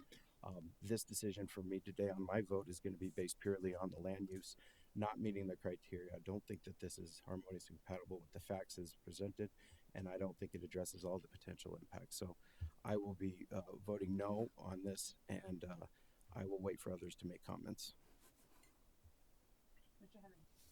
Thank you. I've been sitting in this chair now for 12 years, and I cannot tell you how many times I have sat here and listened to developers and business owners come forward and tell me there's no hope for the Welby neighborhood. I was part of the vision. I was the commissioner that voted in favor of the vision for Welby, and this is not the vision we have for the community. You know, if we had no hope, we wouldn't have Lodo, and we wouldn't have Rhino. And, you know, the possibilities in this community is just amazing. And the community itself, I mean, we've had amazing people that came forward that actually live in this community and care about this community and their neighbors. And it's just disheartening when I have, you know, once again, another land use hearing where people are saying there's no hope for the Welby. Take a look at what's around. I also sit on RAC, the Regional Air Quality Council. And cumulative impacts do matter in communities, especially a community like Welby. And there has been enough air impacts, air quality impacts in this community that it matters. It really matters to our air quality in the Denver region. So, you know, I really, obviously, I'm going to be voting no. It's just disheartening to once again sit through another hearing about the no hope for Welby when there's a plenty vision in Welby for that community. So hopefully, and once I'm gone, that we will continue that vision for Welby and it will actually come forward in regards to it. So I'll be voting no. Thank you for that, Commissioner Henry. Comments, Commissioner Tedesco? Yeah, I just have a few comments. First of all, let me just say I'm a 59-year resident of Adams County, a previous resident of Welby. I have lived in just about every community in Adams County. I understand where Welby is. I understand you haven't sat in the chair for 12 years, parts of the 12 years. That'd be a long time to sit. But, you know, even I have always tried to work towards the betterment of communities and taking in all the different nuances that these communities bring. When I lived in Welby, there was a lot of issues that were going on. This is previous to the Welby plan and the community coming together and putting all of this together. The parks were deteriorating, the roads were deteriorating. There was a long history of neighborhoods. You know we had a lady that's 97 years old and can, you know, attest to what the neighborhood used to be. It used to be family friendly, walkable, nice schools, nice houses, and it still is in areas. And there's also these areas that have been industrialized and have been populated with uses that are just not conducive to residential living. You know, when we talk about how we approve things and why we approve things, for me, it's the density of how we address these things. In our marijuana regulations and what we take into consideration is we don't put all the stores into one area. We don't put all of the resources of marijuana into one area. We don't try to overburden our communities or individual portions of our communities with one aspect that people just don't like.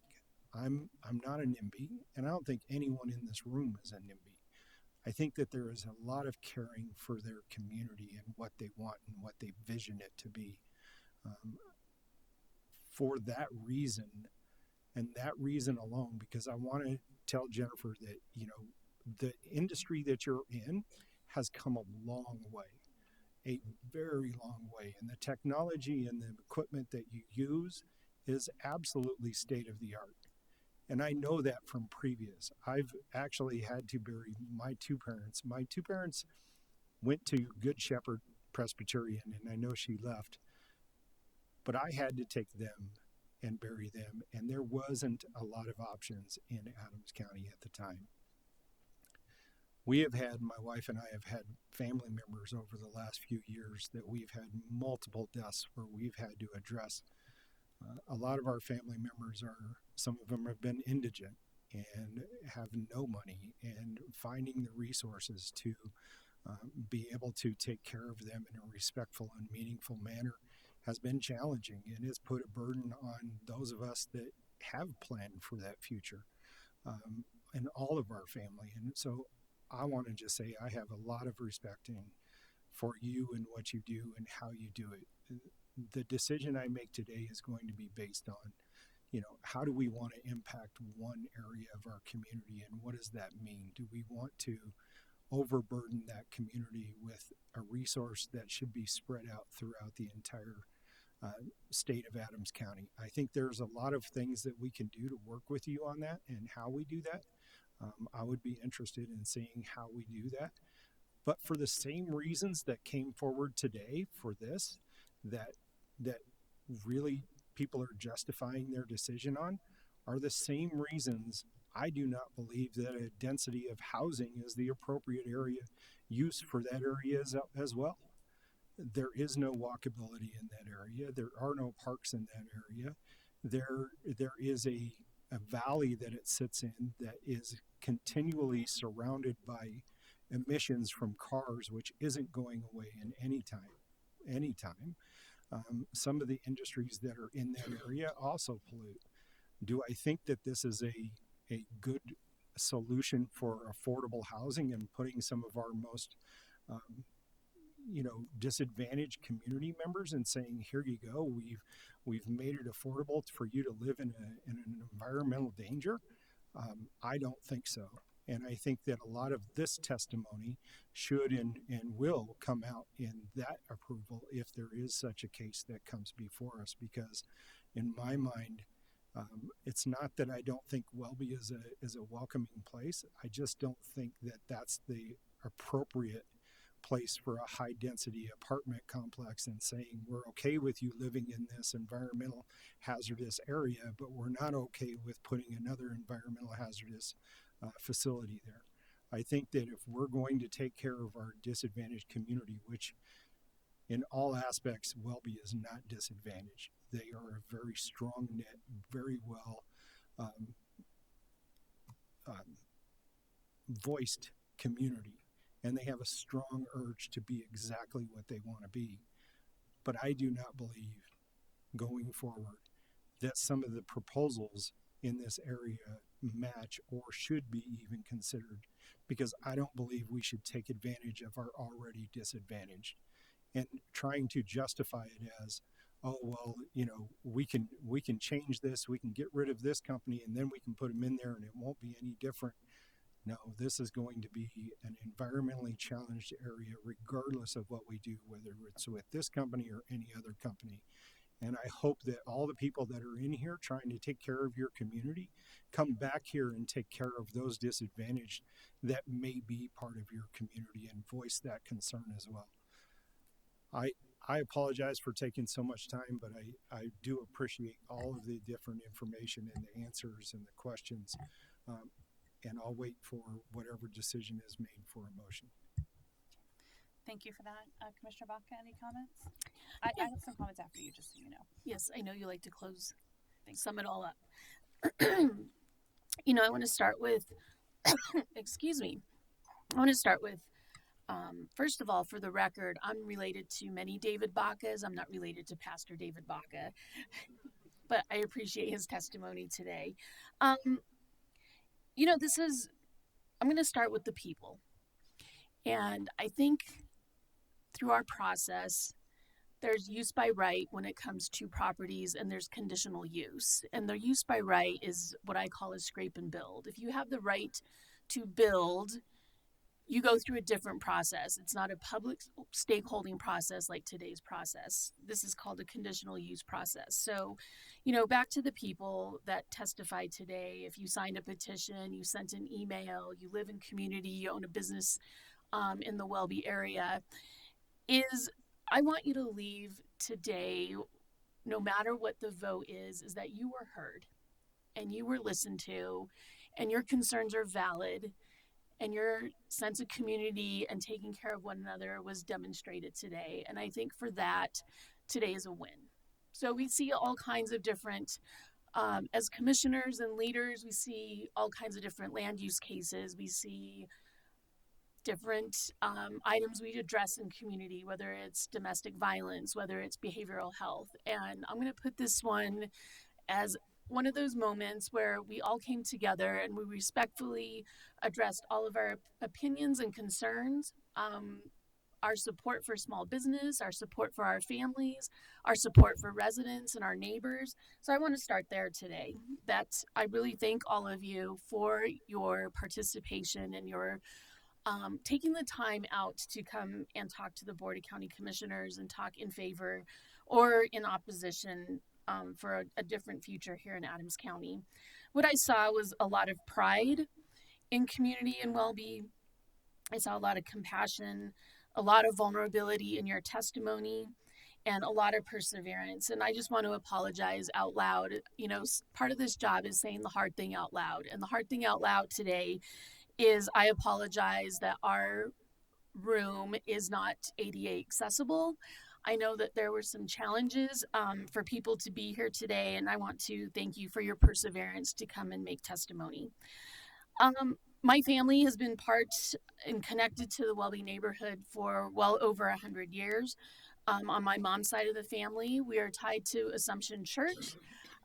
It's also a private school, and I've had several cousins go through the Assumption School, as well as friends and family and their kids, nieces and nephews. We've seen a great amount of change in my lifetime in Welby and actually in Adams County overall. And it is this moment in time where we are faced with what are we willing to change? What, as Commissioner Henry put it, is that what do we hope for our community and for our business community? And I'm going to say the hard thing out loud again against, I shared this with one of my commissioners, is that my mom growing up just right outside of Welby, and recently we support a restaurant there on Washington Street. We love it. I'll say this one little story and you'll know exactly which restaurant I'm talking about. Is when I was growing up, we would knock on the back door and they would sell sausage out of their back door because there wasn't a storefront. And we love that. I love that store. It's now a really great deli and restaurant, and we frequent it often and just really holds a special place in my heart. But today's really is about what do we want Welby to be and what do we want Adams County to be. And Welby, you know, I wasn't here for the Welby plan. I heard it referenced several times today. And I think I had a different perspective when I read the Welby plan. It was passed stakeholder and it was passed before I became a county commissioner. And I can't dismiss that the people that took part in that plan and their intent of that plan, which may read differently through the lens of today if you're from the outside looking in at the plan. And the beehive concept, I had a totally different idea of what is intended and how it was presented today. So I appreciate those that came forward and talked about how that plan came together. This for me comes down to transformational change, not only in Welby, but in Adams County. And we're going to see a lot of change in Adams County. We've seen a lot of change in Adams County. And what I was going to say to I did share this with one of my commissioners, my mom being tied to the area actually shared with me during COVID, we would take these rides in Adams County and I'd share with her what the county is working on. We were in the same bubble during COVID, my mom and I, and we took a drive through Welby and went down several streets, and 72nd was included. And she said, you know, I'm really sad that we grew up in this area and this was beautiful farmland, and it looks worse than when I grew up. And that really pulled at my heartstrings. And I remember when, I think it was the John Elway Collision Center went up. And I remember when what is now a recycle plant went up. And I was like, wow, you know, I don't know if this is the vision of community, if this was the vision of the board. And we have a very colorful past here in Adams County, but today we have an opportunity to make a change. But I want to leave off with, I just appreciate the thoroughness of the applicant, all of the speakers that you brought, the owner for being here today, all the residents that attended today's meeting and that participated in the stakeholding process. All right, thank you, everyone. I just have to take a minute to thank everyone for coming to testify. And many of you shared very emotional and personal stories about what losing a loved one means and took time out of your week to come to a land use hearing to share a personal and emotional story. And I know those are hard. I know those are difficult. And, you know, grief stays with you a long time, whether it was recent or whether it was 20 years ago. So thank you to everyone who took time to come and testify despite the high emotional content. And thank you to Jennifer for building a business that has clearly so many touched by your work, by the compassion that you have for community and for everyone who is a customer or a staff member. It's rare that we see so many customers and staff members coming out to comment on the business operations. Unfortunately, I am also landing in a position where I agree with the staff denial, and a little bit about that is about community harmony and community compatibility and concerns about the industry regulations and how much of it is voluntary versus how much of it is enforceable, and toxicity, as was mentioned by several residents in the area, and even hearing testimony from the manufacturer that there's room for operator error, and yes, there is monitoring, but there isn't a lot of control. It feels like self-reporting annually through an APEN process doesn't build a lot of community trust. And the essential component is that the community can have some assurance that this business is not just well-intentioned and run by a gracious individual, but has regulations in place to make it harmonious with the community. And I think we're lacking at this time in the state of Colorado, or possibly federally, whoever is best in charge of that regulations, to actually give us the confidence to have the community harmony. So that's my concern at this time. You know, and this, you know, having lost loved ones, having buried a parent, I have a lot of empathy for how hard it is. I also have a lot of empathy for how much grief overwhelms you and you just want speed and ease of resolution. And that the reason that so many people spoke so highly of Jennifer and her team as they attempt to give that speed of resolution, comfort, and certainty in a time of great grief and a time of great uncertainty. And unfortunately, with this particular operation, there is a lot of room for error, and there is a lot of room for pollution to expound. And so how do we do enough regulation and planning on the front end to make sure that in that moment of grief, choices that are being made are safe for the whole community? And we're just not there at this time. So so I hope that someone through regulation starts to move this industry to a place where there is more community trust, so that we can have more of that community harmony, but it's just not there at this time for me. So that is my comment. And so I would open it and turn it back over to the board for a motion.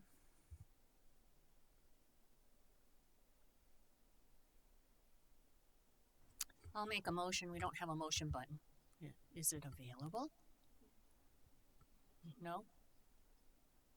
Okay, I'll make a motion and then we can do a roll call. I think that Erica is just concerned about because it's a recommended denial, that we be very clear on the record. So I think that's what I was going to do. Yes. 12 years. So I think just go ahead and do verbally is my point, so Okay. that the system doesn't confuse things is what we're worried about. Oh, confusion of the system. All right. Okay, I move for the denial of the conditional use RCU 2022-18 with one findings of fact. Do I push the button? Yes. Are we doing roll call? Push the button? Okay.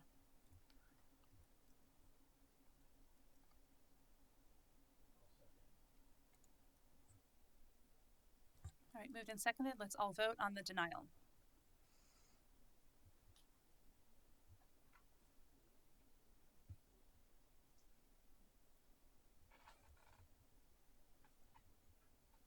Okay, it is moved and seconded. It is unanimous denial. Thank you everyone who took time and a lot of thought into your testimony today. That concludes our public hearing. We'll take a recess and we do have study session upstairs.